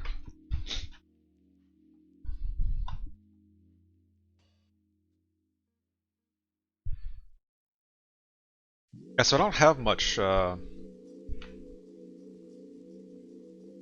the way of modern ships.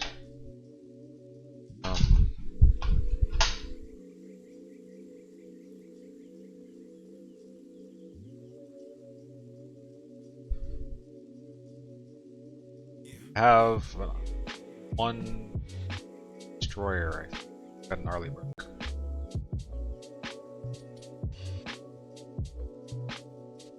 Most of what I have is...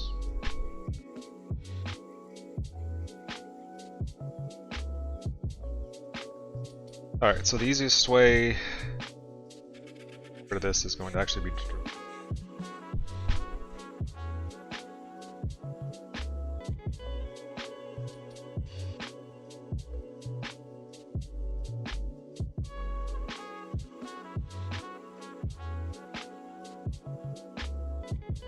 use the holes as a way to cut out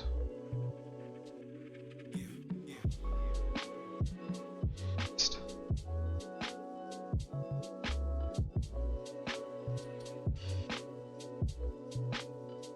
using this little hand drill, drilling holes around the edge, and I'll cut it all out, clean it all out.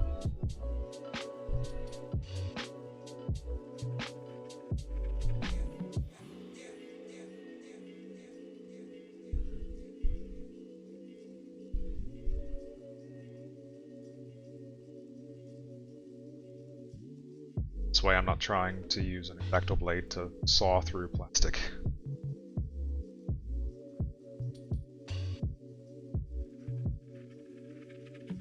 Blades really aren't designed for that.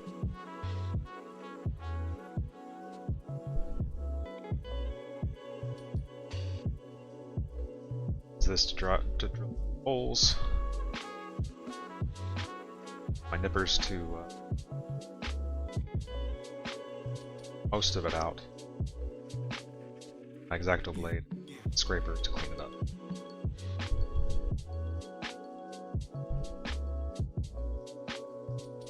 I don't know, I haven't had a whole lot of interest in submarines.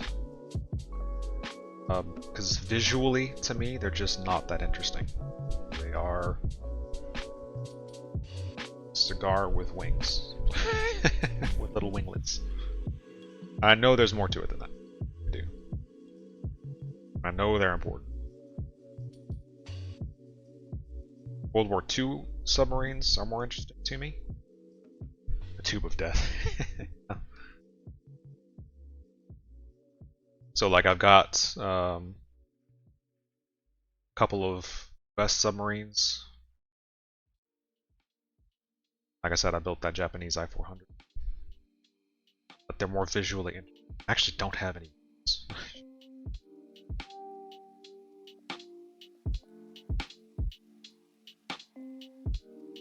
Adding too much. This model has taken me a lot. I thought it would, just because I haven't had the mental energy.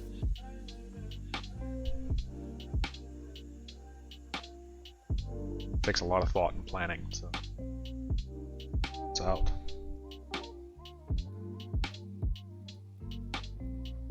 That sounds interesting.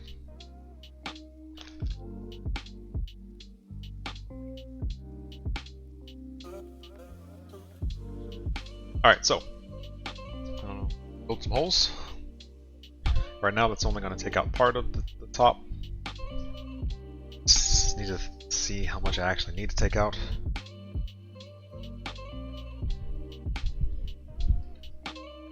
But when I tried to drill down from the outside here, it actually started into the that I need. Let's see if these holes to use my nippers to. Not quite. This way then.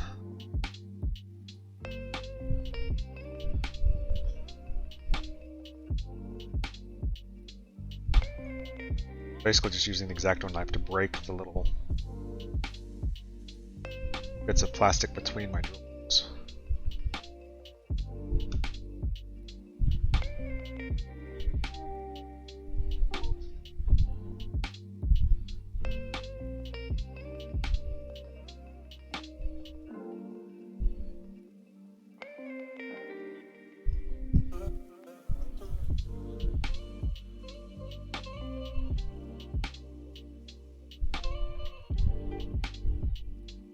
So I can get the chunk of the stick out here.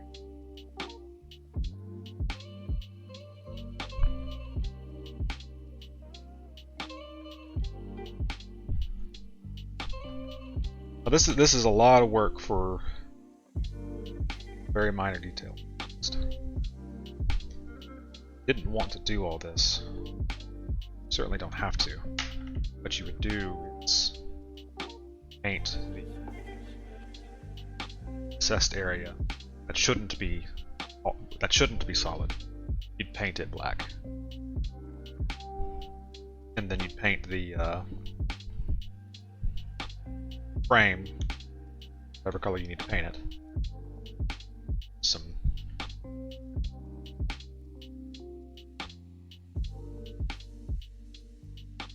wash or some watered down black paint to the smoke stains on that metal, the frame, and it would give you a very similar look.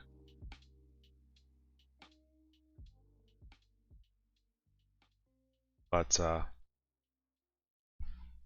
I'm crazy, so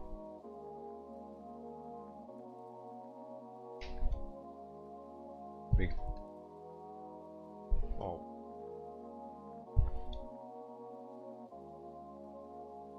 But it certainly would be simpler to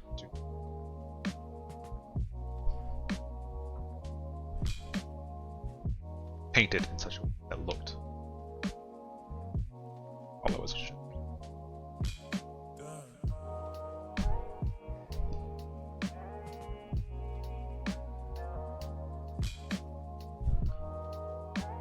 I'm just using the X-Acto knife to out the inside of this space. Probably what I'm going to do is come in at an angle. Best.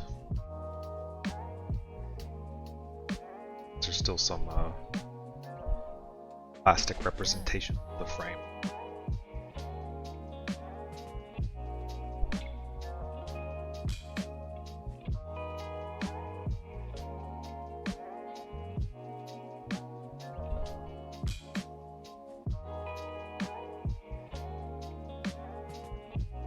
I don't want to get rid of the lip that's used to locate its frame on top of the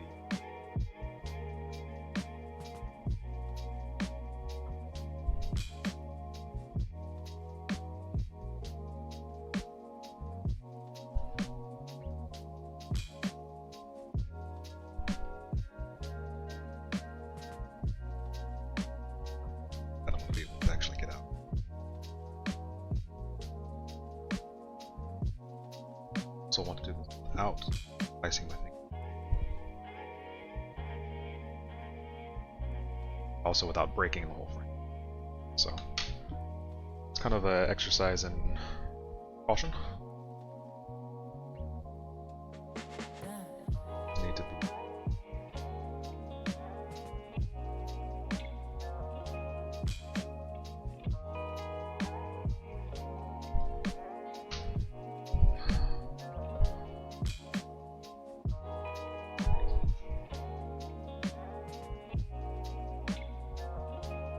camera.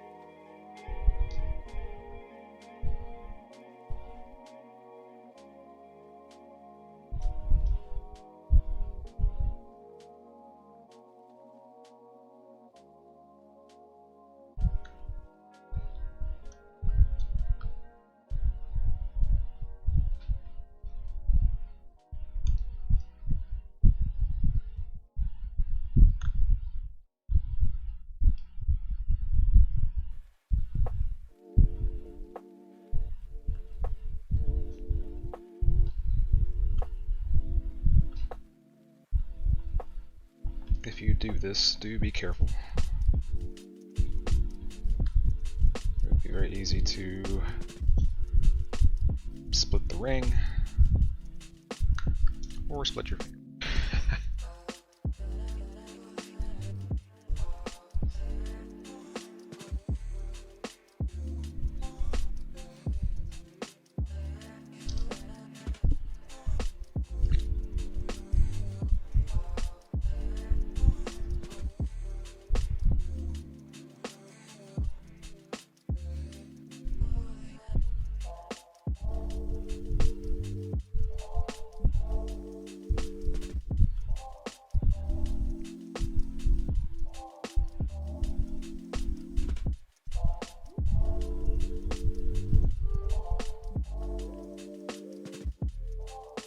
Another way you could do this is with a metal file rather than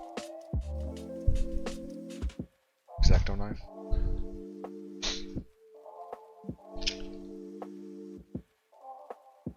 Metal file to file it down rather than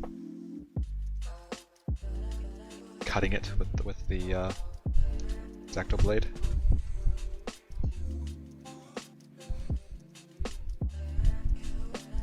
You just have to be careful because the metal will eat through the plastic very quickly.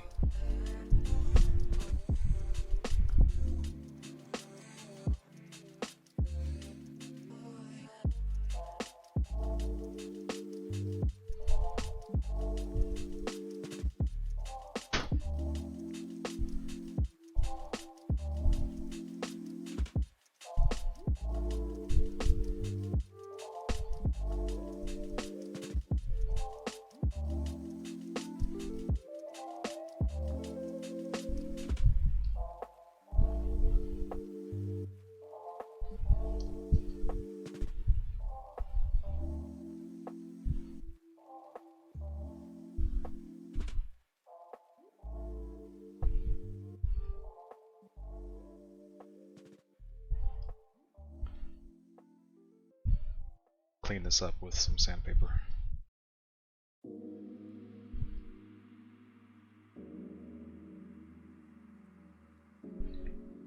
Before I do the next one though, I'm going to try to fit the just to make sure that this was even necessary.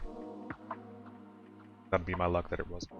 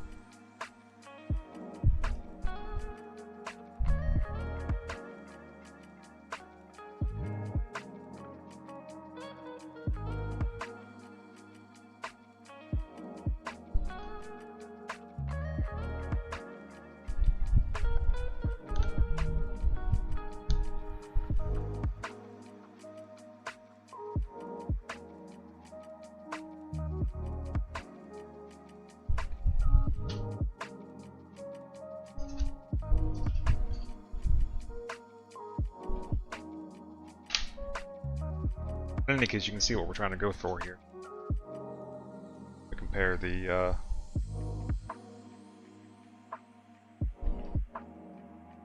original kit piece to my butchered kit. Not 100% this is sure this is necessary, but I think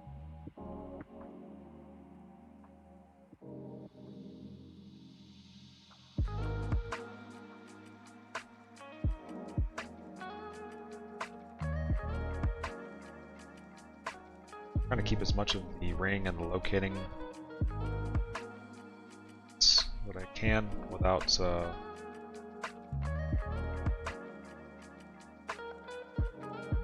fat. Scraper is here.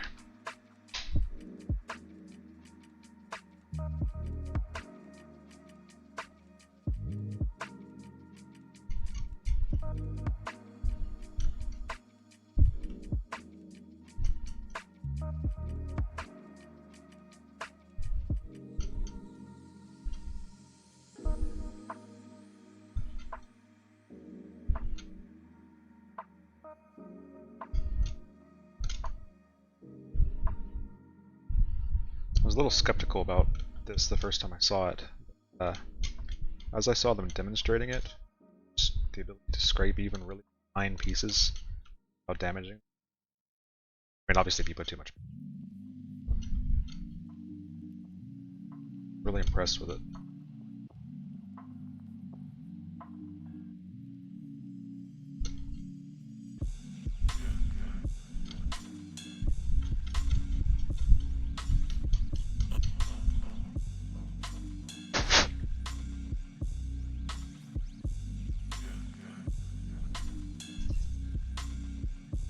Getting closer to a clean cap for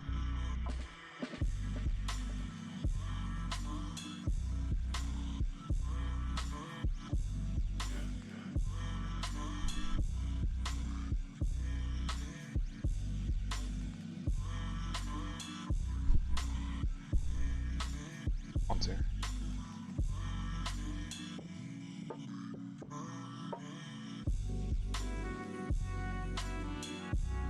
That was a bit of a mistake. I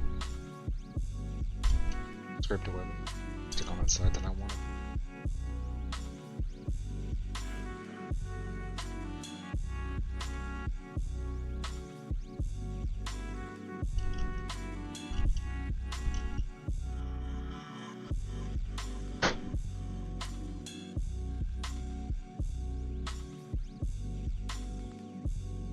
Back up. I don't think I'll use it again. Its purpose.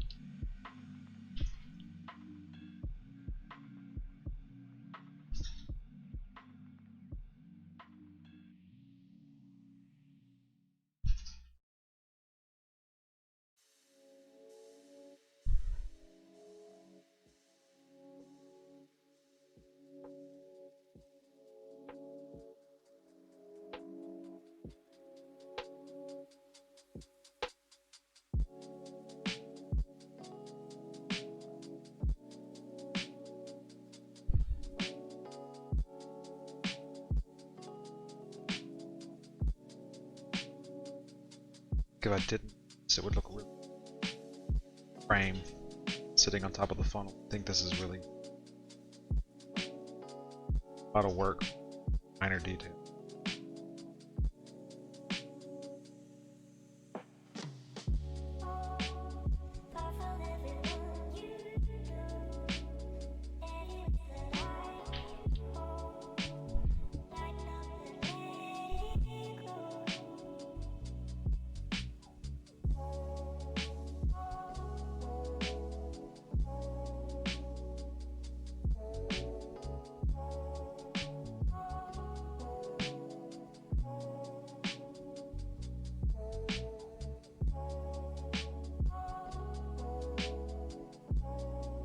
Have the hollowed out piece versus the kit piece.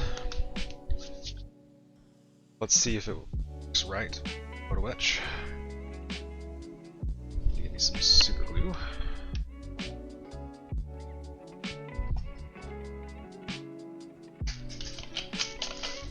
As I've said before, I really like this Bob Smith Industries.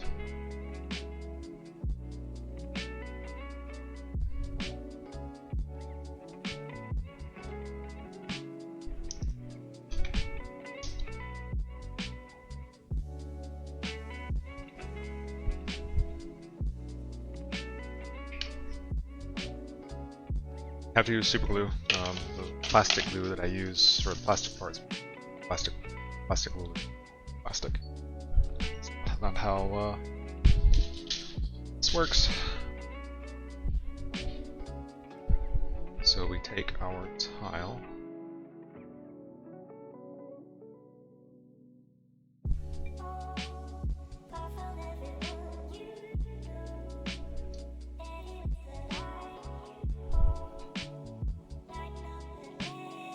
And we need just one of these funnel caps.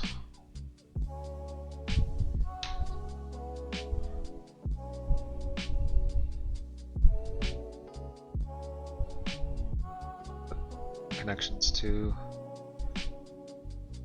the sheet carefully. Easy to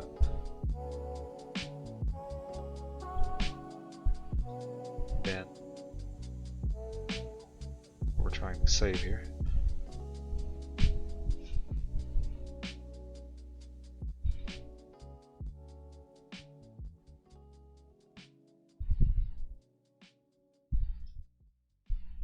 I have tried to remove this photo etch.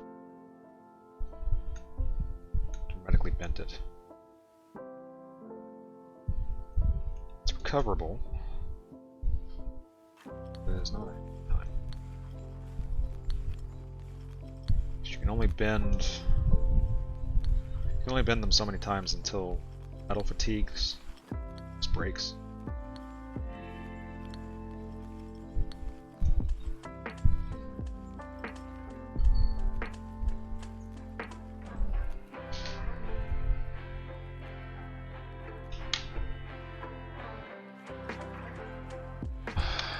Let's see.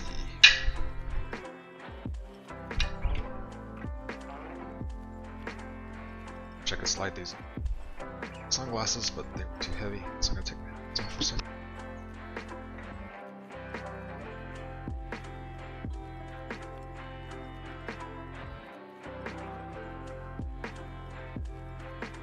Alright. I have these very nerdy glasses on, but I can actually see what I'm doing. So now it's kind of hard for you guys to see.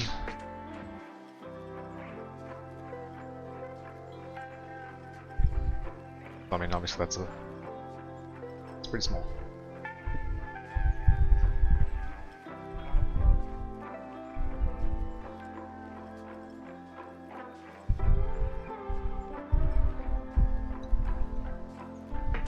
These are new glasses for me, new magnifiers. I was talking about this at the beginning. I got a new set. And my old set was fixed and only had a 2x magnifying lens in it. This has a set of lenses going from, what is it?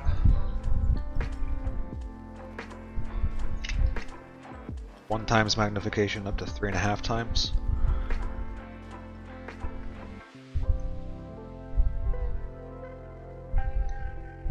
So the combination of that extra max power, a little bit more comfortable on my head, although I couldn't use the sunglasses arms, unfortunately. They're just too heavy. And this one even has a little light. Haha! That I had forgotten to turn on. My head is in Neil's way. Doesn't seem to be. I now have a quite good view of what it is I'm doing. And then I can just flip the lens up and out of the way without having to take it off, which is nice. We'll see how that works. Oh, I'm totally nerdy without them. I'm not sure how I could get much nerdier. I build models, I play video games, I have a PhD in statistics. I like to read, I enjoyed school. I I don't know how I could get much nerdier.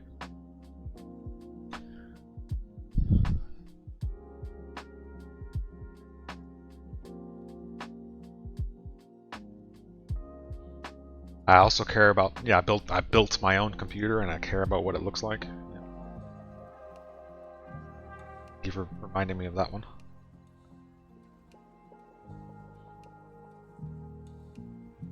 Not sure how strong this bend needs to be. How severe, I should say. Start just minor bend using the curvature of my X-Acto blade handle as a guide to this. My guess is I wanted to bend it a little bit more than that, but it.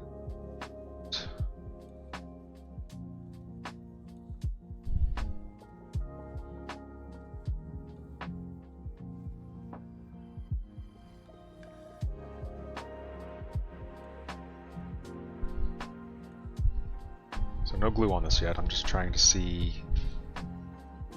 So actually, I think the cross frame is actually quite good there. I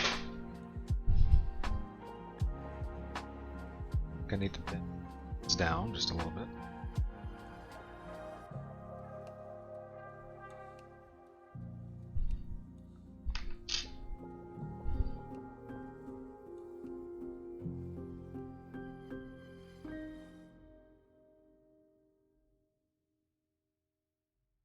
Not drop it.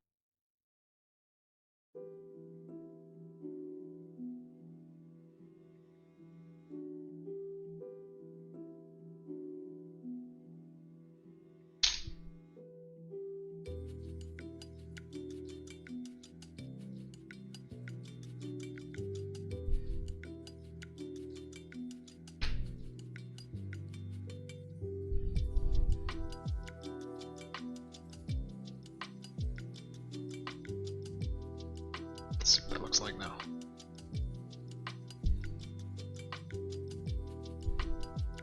Yeah, it's turning out good. Yeah, so I definitely needed that frame. So this was the right choice. And look at the difference there.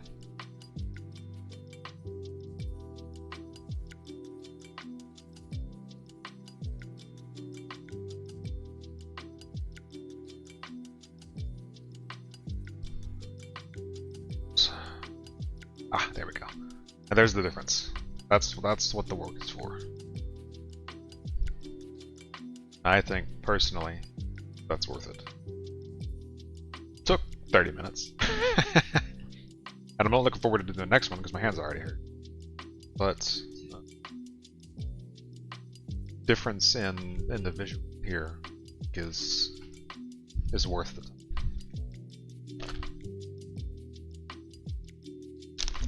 I don't know what you guys think, but it's my model, so it doesn't matter. I'm kidding, but not really. So yeah, that's good. That's good stuff right there. It's worth the time to me. So, well, grab it. Some grippy tweezers.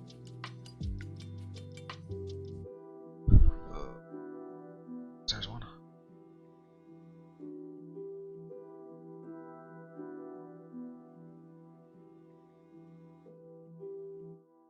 I use lots of tools. That super glue that we put out a minute ago does not take much.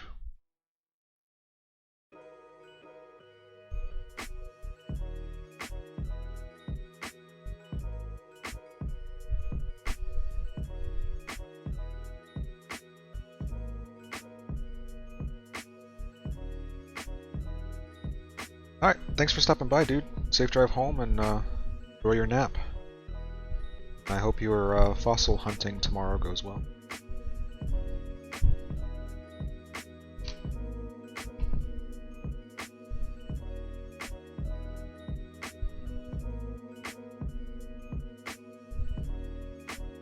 To catch up about it next weekend.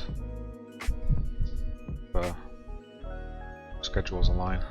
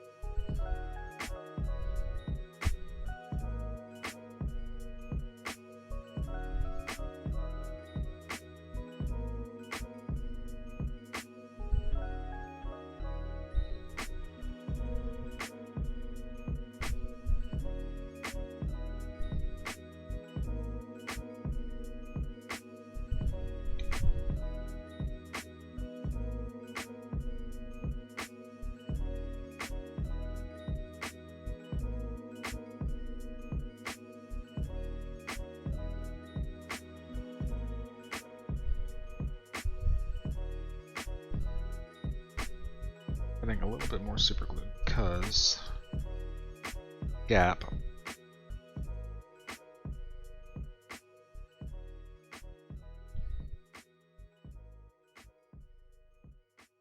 This is well seated. Super glue will that gap pretty well.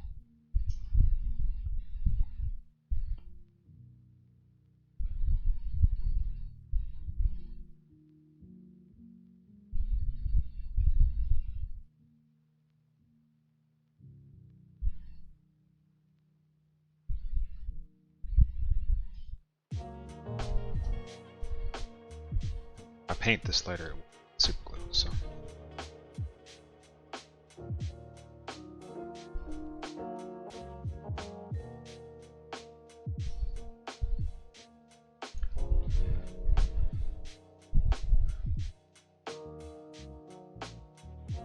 There you can see the difference. Get it all. Super glue.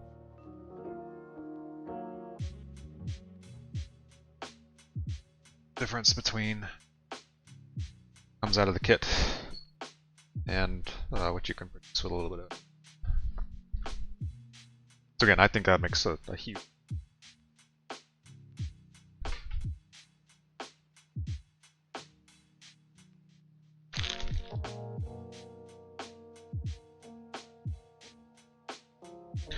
So, I think for the interest of the stream, hold off doing the other one for a minute. I may still do it on stream, but add that. Set that off to the side so it can dry and stick to anything it's not supposed to.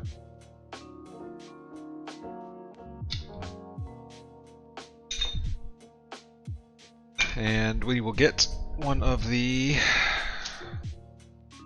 handrails we need.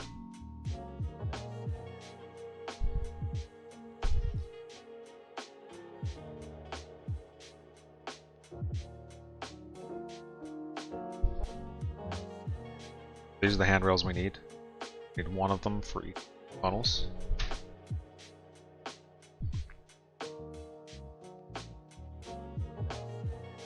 You can see it has these little triangles. I actually need to fold all of those down, which is going to be challenging because those are actually what connect to the funnel. And then we'll have this handrail rather than the solid handrail like this that we had originally. Again, I wish I had two more of these. Alas, I do not. But, what can you do? So use my magnifiers again and cut this guy off. I'm gonna cut him off of the outside.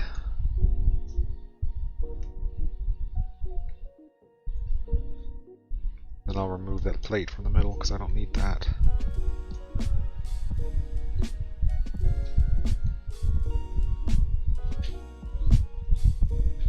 Where are we still attached? There, I think.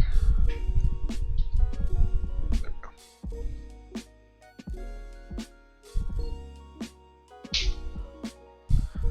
While I have that extra rigidity, I will clean up the outside. Gosh, this headset, these magnifiers. Got my light though.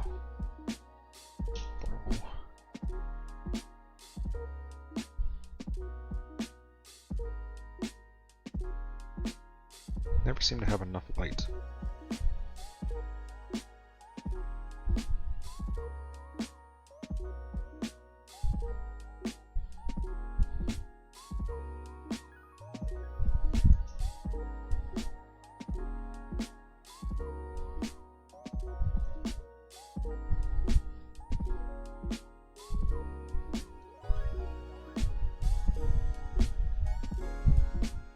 There, now I've cleaned off the exterior connection points around the edges of the railing, so now I will remove attachments to this inner ring.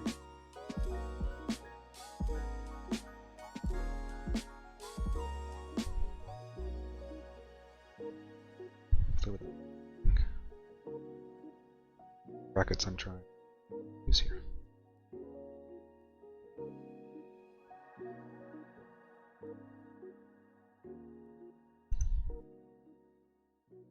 Pieces like this you have to be really careful because you can easily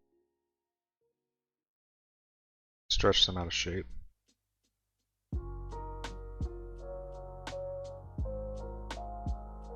So you don't want to pull across, cut these, it's a downward pressure.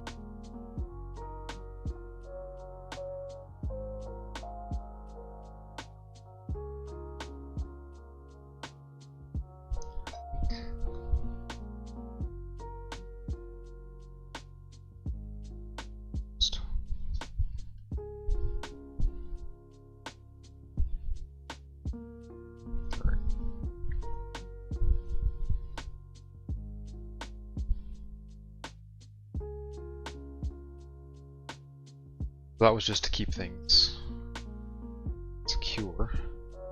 Come back in and try to clean up those brackets a little bit. So I still have some of the connector. It's kind of hard to do without damaging. Most of them look pretty good.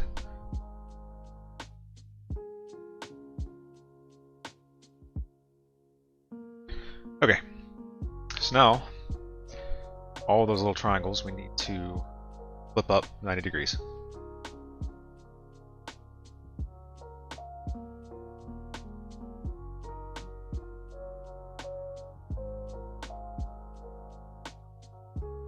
So that will be a challenge.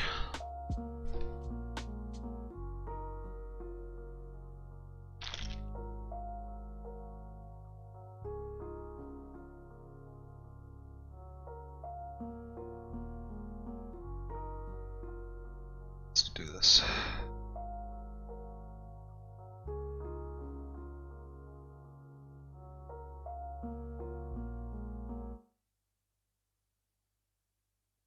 Nope, that wasn't it. Shoot.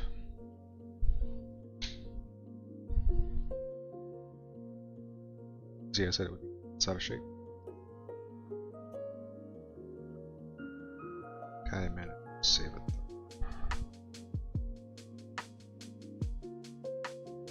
What's up? This thing.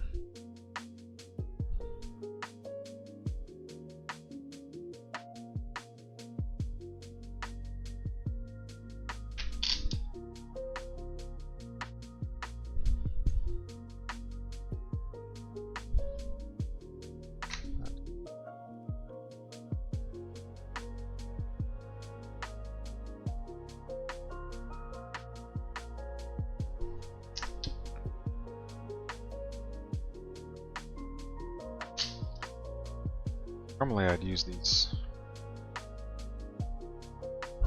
These are so small.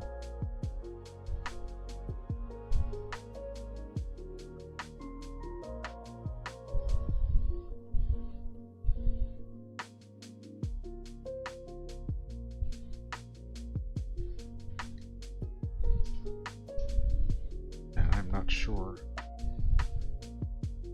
how to do this.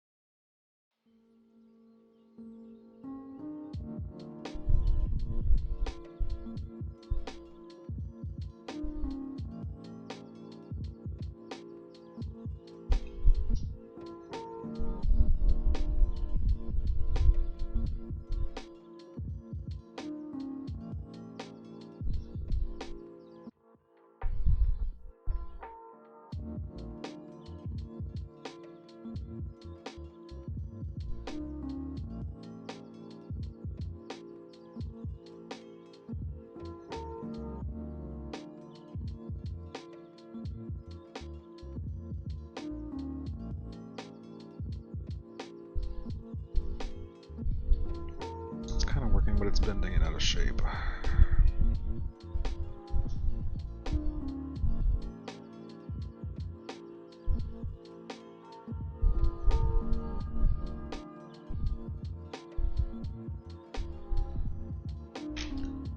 It's not ideal either.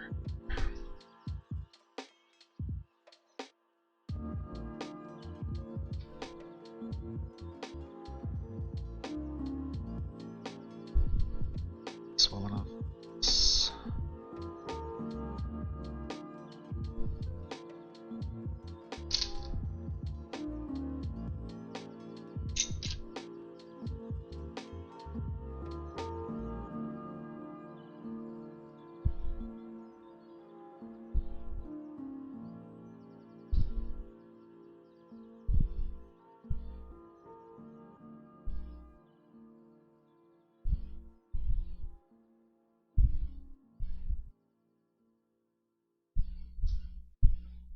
Seem to help.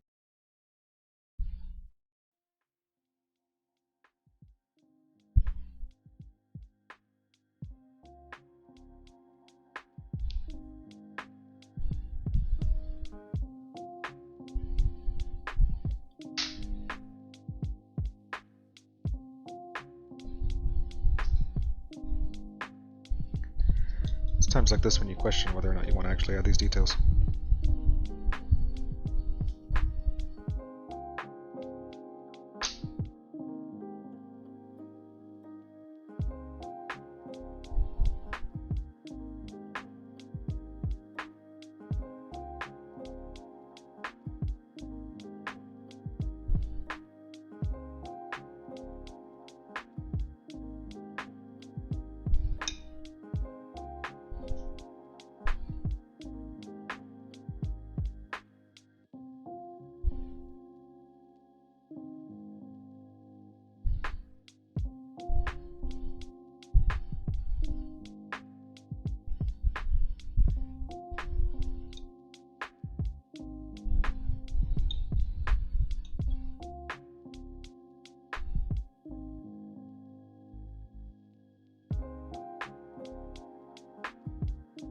This is definitely going to be out of shape.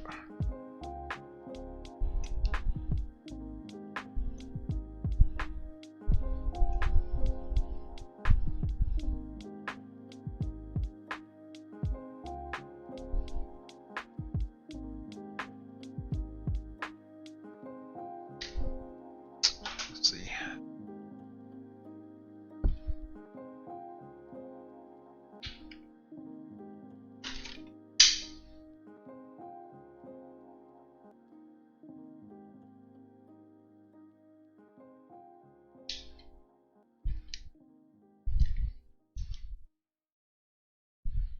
I don't know if I can get this under there well enough, but let's try this.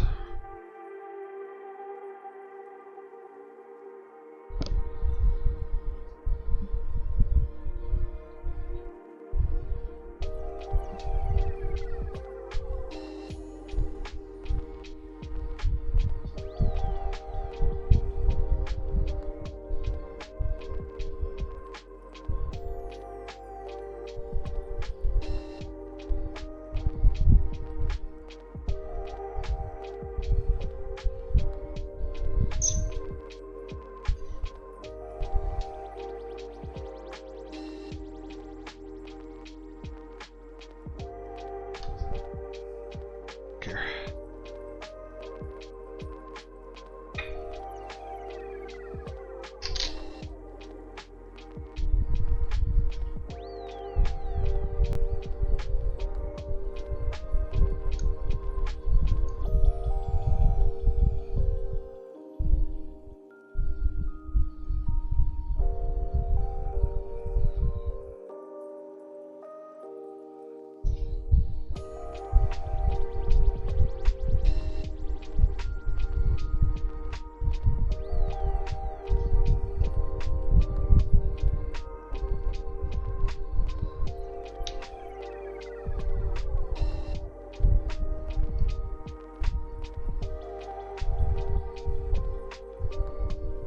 Actually worked pretty well. At least for that side.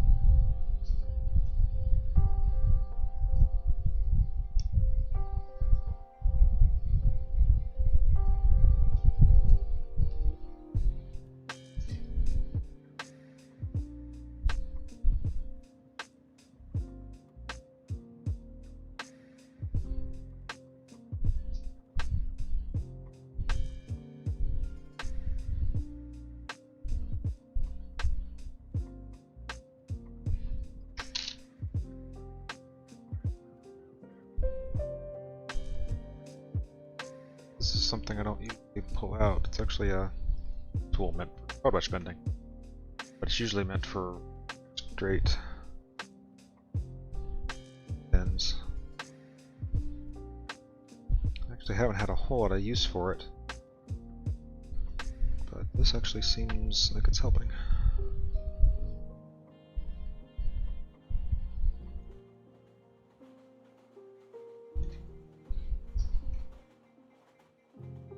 The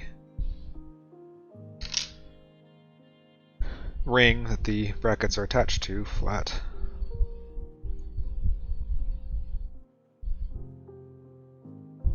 So that when I rotate this bracket, it doesn't do as much.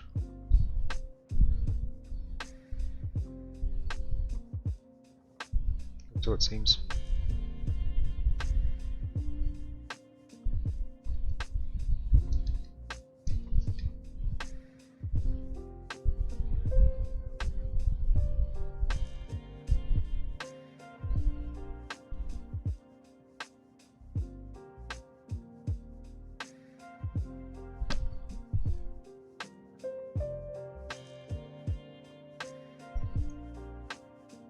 I will use it to straighten up some of the bends I did earlier.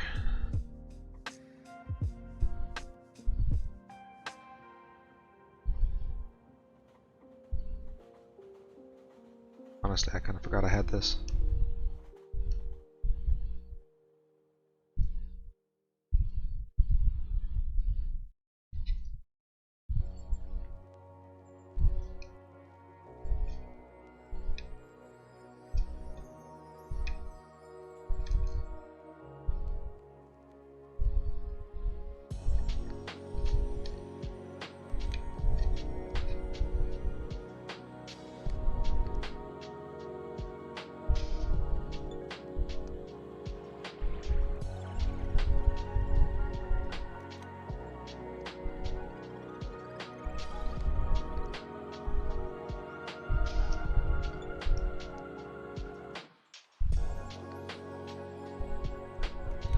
I'm gonna say that's probably good enough.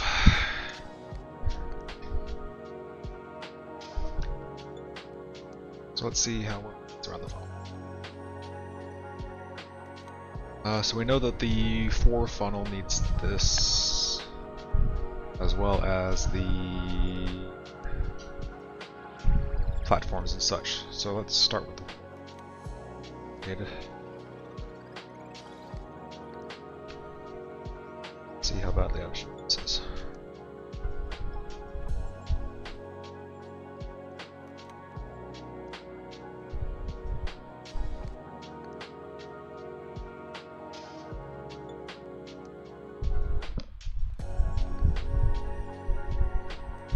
Not terrible, actually. Got surprised. Having to carefully pressure on it to get it over the lip. I'm glad I didn't put the funnel cap on yet, so there's no way that this would have fit over that.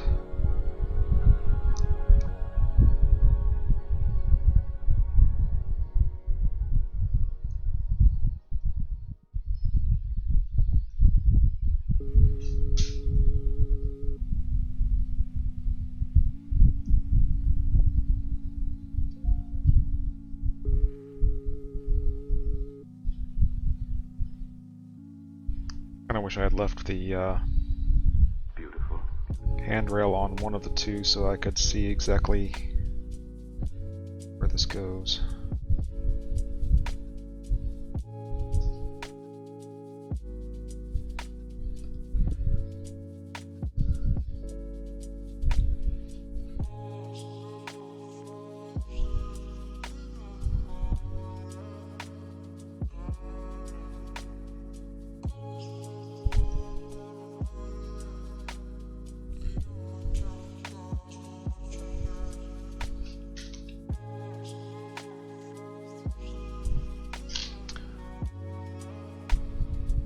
That's far down.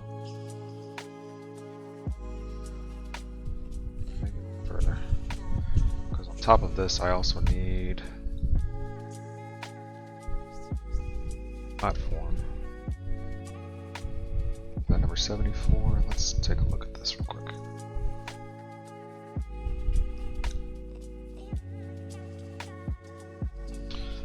Gotta figure out where the heck 74 is because it's not numbered. It's on the big sheet. Wow.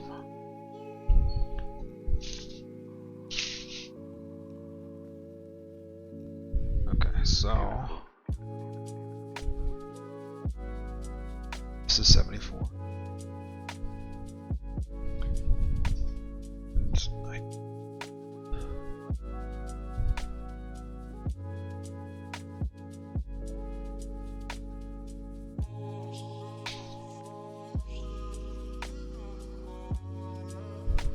Ones and twos, 74, yep. And I would guess that the top of those rails,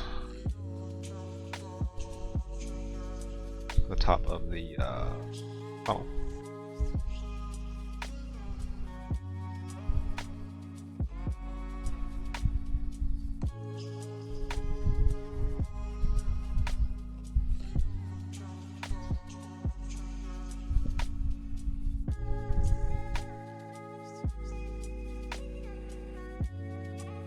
so if we use this as an alignment, might not be able to see this, sorry. Trying to use the photo etch piece and see if I am far enough down.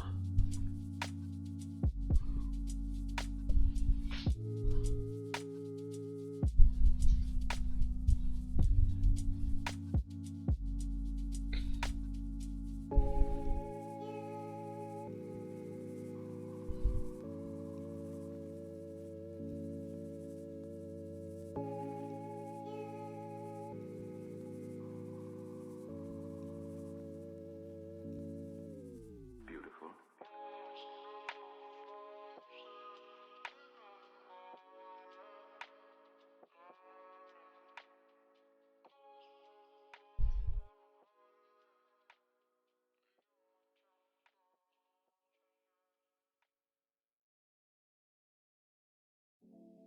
So right now I'm just trying to make sure it's parallel with the handrail that's still there.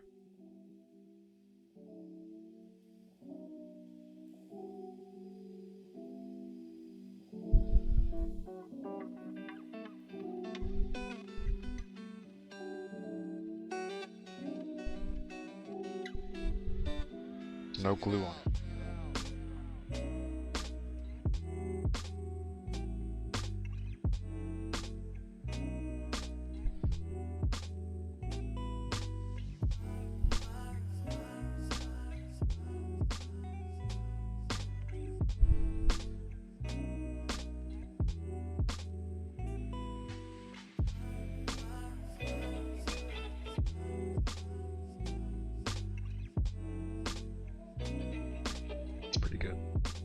It looks like that'll line up with the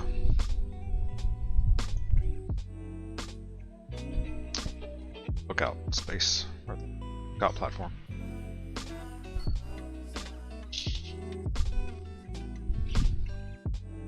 So we will back this in place.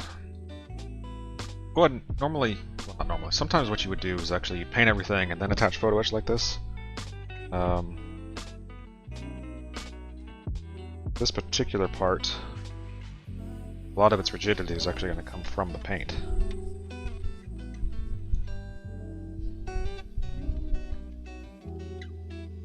Because a lot of these brackets aren't really matching that well.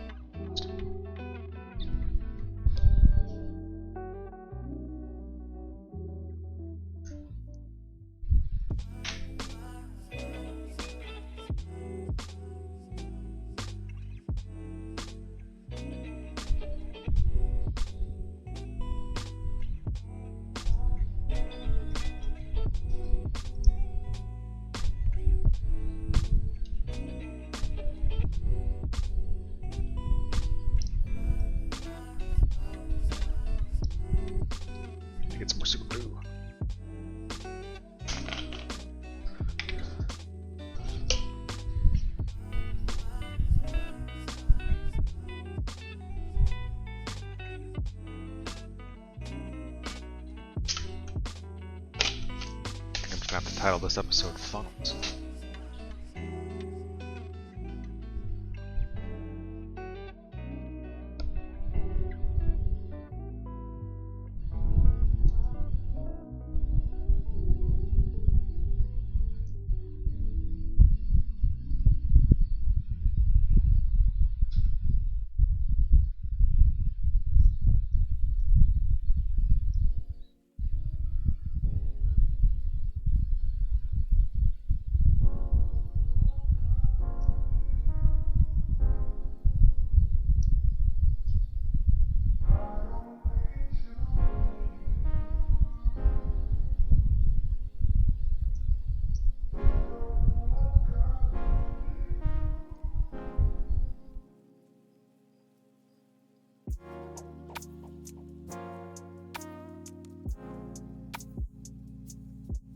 This is the fore funnel, so we can go ahead and add that scout platform that we were looking at a minute ago. May use that bendy tool again now that I remember I have it. But for the moment,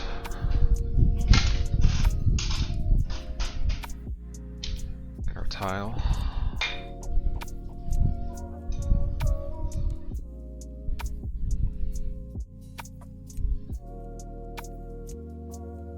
Cut out this lookout platform.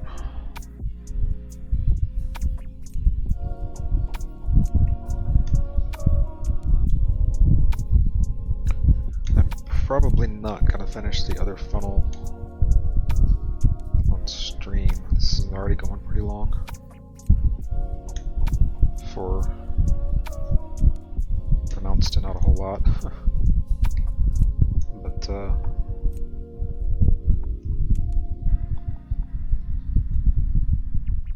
you've already kind of seen what we're doing here.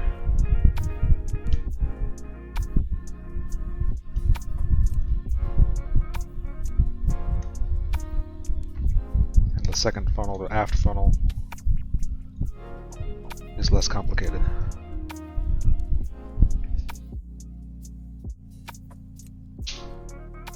So I'm showing you the harder one here.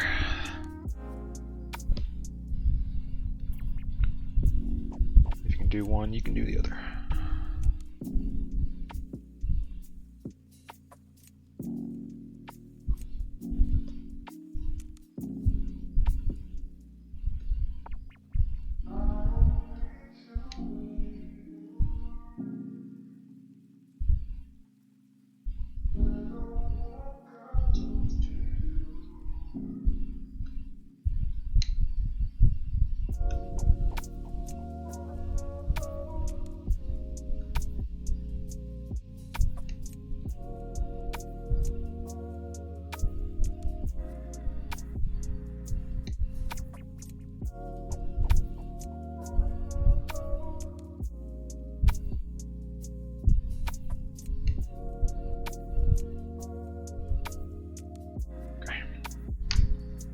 Now looking at the picture, this looks like it should have gaps on both sides, so I think this vertical here actually shouldn't be here. I don't know if that's right or not, but that's what it looks like, and that's the way it's going to actually fit around the handrail that I just put in.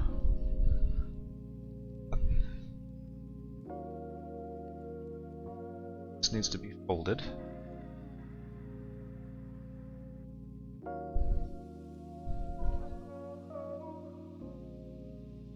I can just use this. Needs to be twisted 90 degrees. So not another. So we twist this way.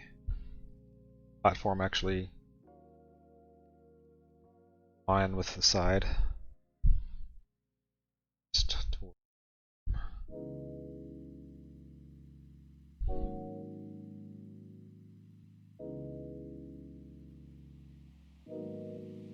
side. I'll make sure these are just kind of getting them.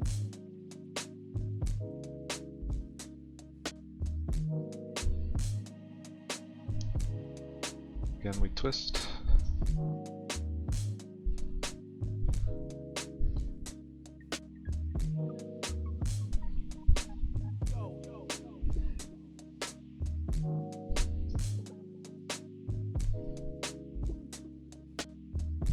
about you working with magnifiers, it makes your depth of field a little difficult to process sometimes.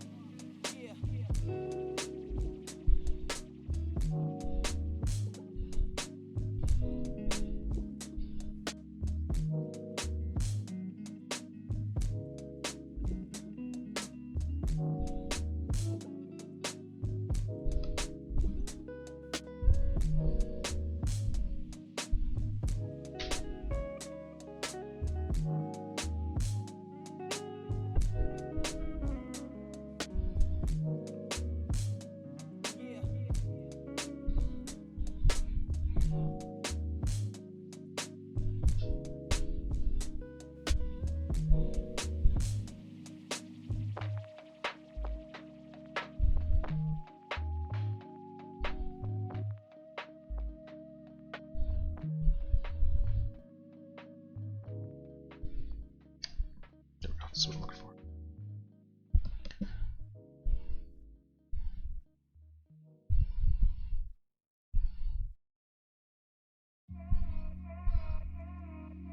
Have a bloodworm.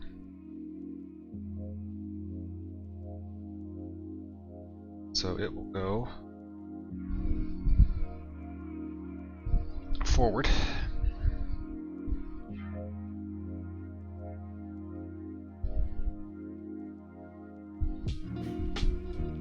And like this.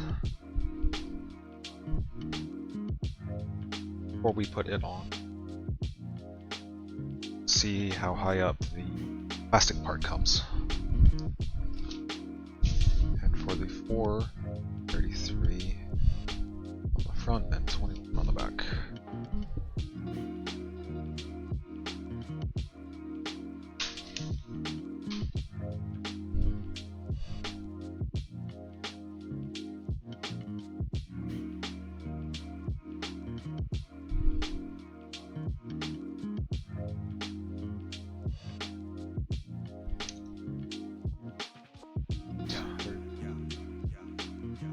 Said.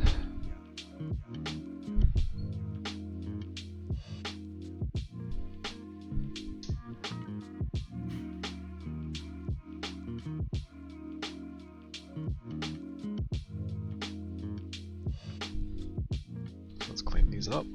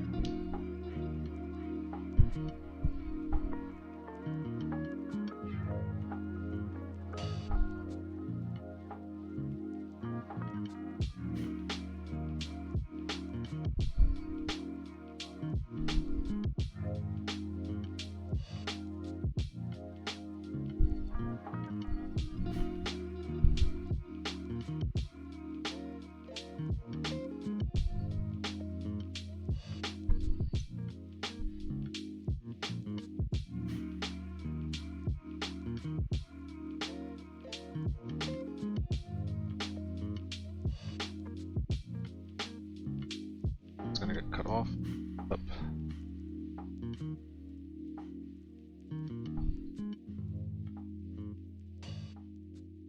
So the rear.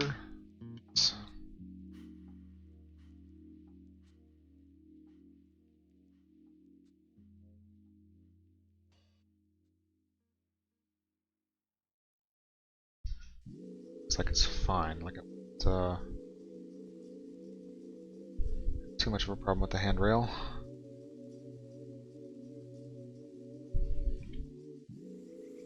Might need to add a filler.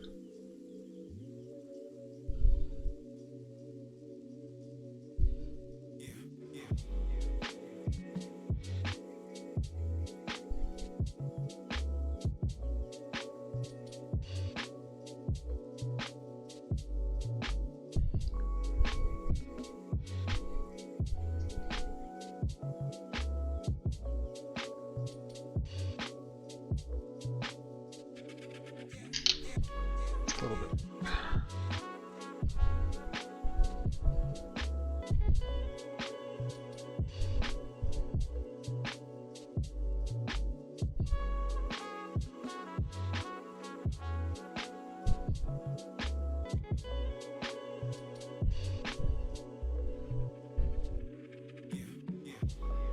Good.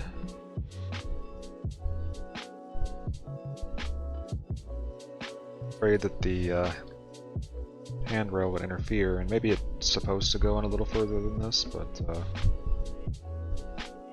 count this as a win.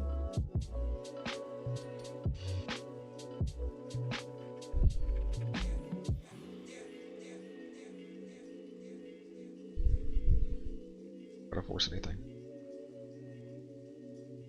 Front story.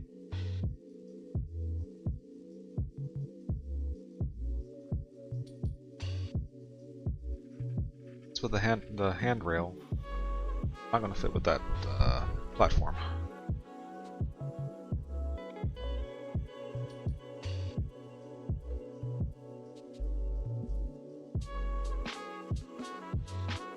Yep.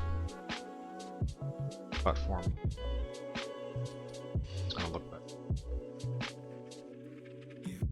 Let's get the platform on there, and then we'll see if we add any of that remaining piece.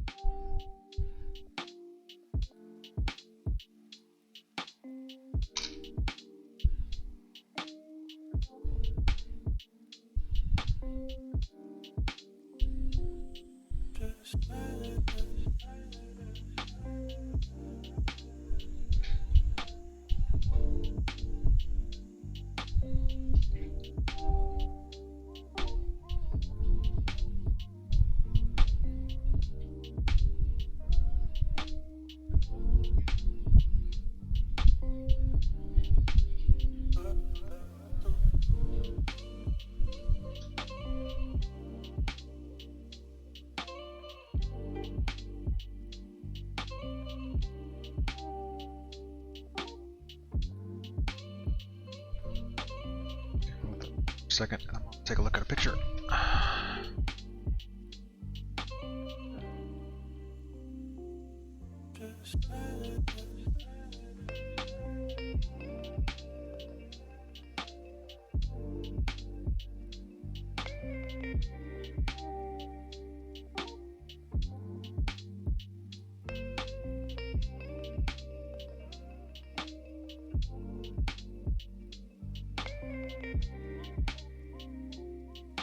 See how else it's gonna go on there.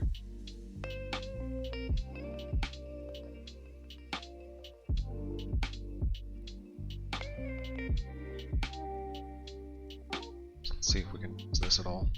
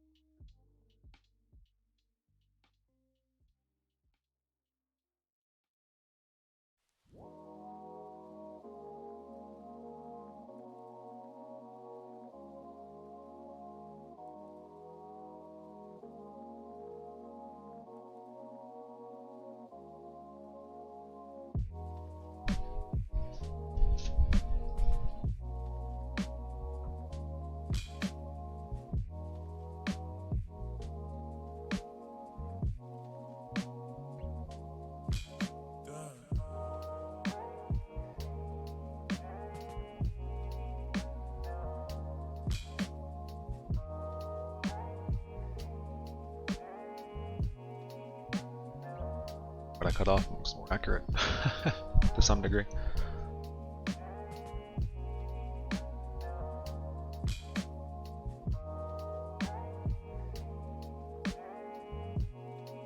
This works.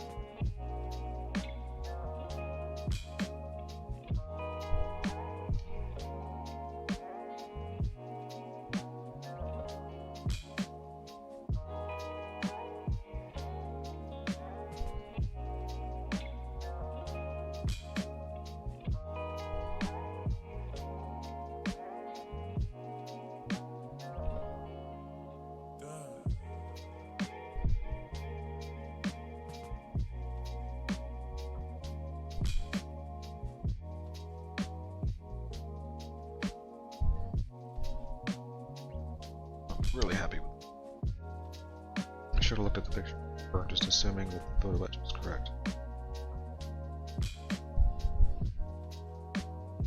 But this will suffice.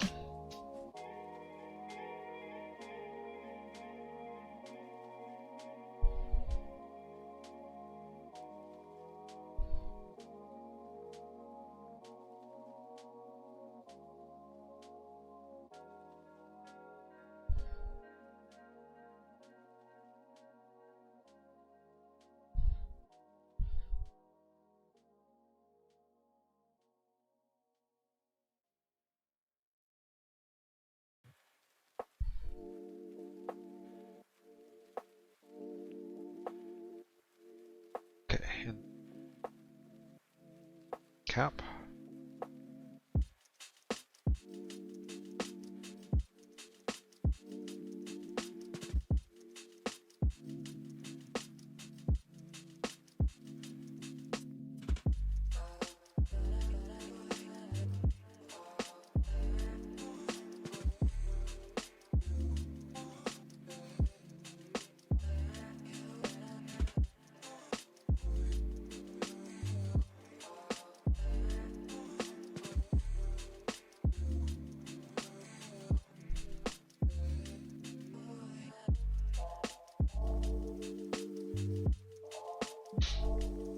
Ugh, well, that took a lot longer than I thought.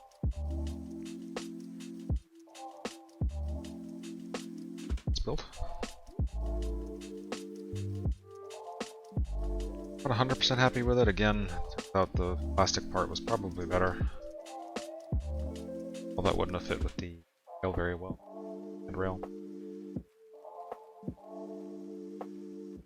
I think that's a pretty good improvement. Stock piece. And once things paint up, a lot nicer. I'm gonna fill that hole. User for a life raft.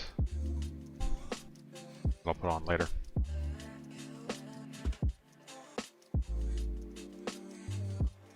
Not bad overall, I guess.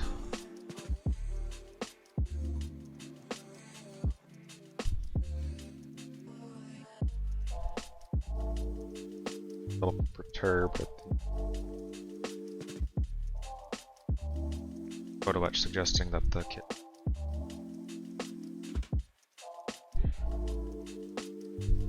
that's on me not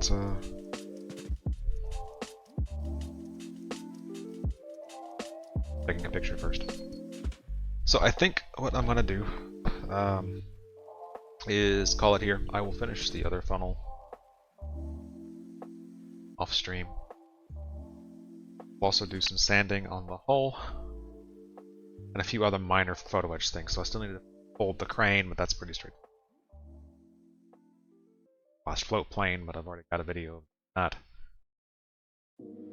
That should wrap up most of parts. So I think I'll probably do primer off camera, but then I'll do some airbrushing. So I think I'm gonna cut it off here. My neck is killing me.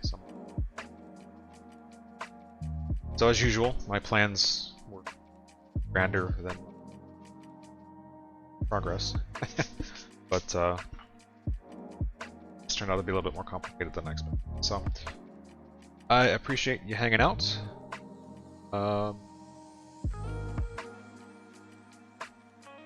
Missed previous streams and want to see them, they are up on YouTube. They're under I'm Johnny5, along with previous models I've built. I need to go through and do some chapters in them to make them a little easier to navigate, but overall they're just long, like this one. So this has been going hours now. So I'll add it up to the leisure if you care to. So again, I thank you for hanging out, and I hope you catch you next time.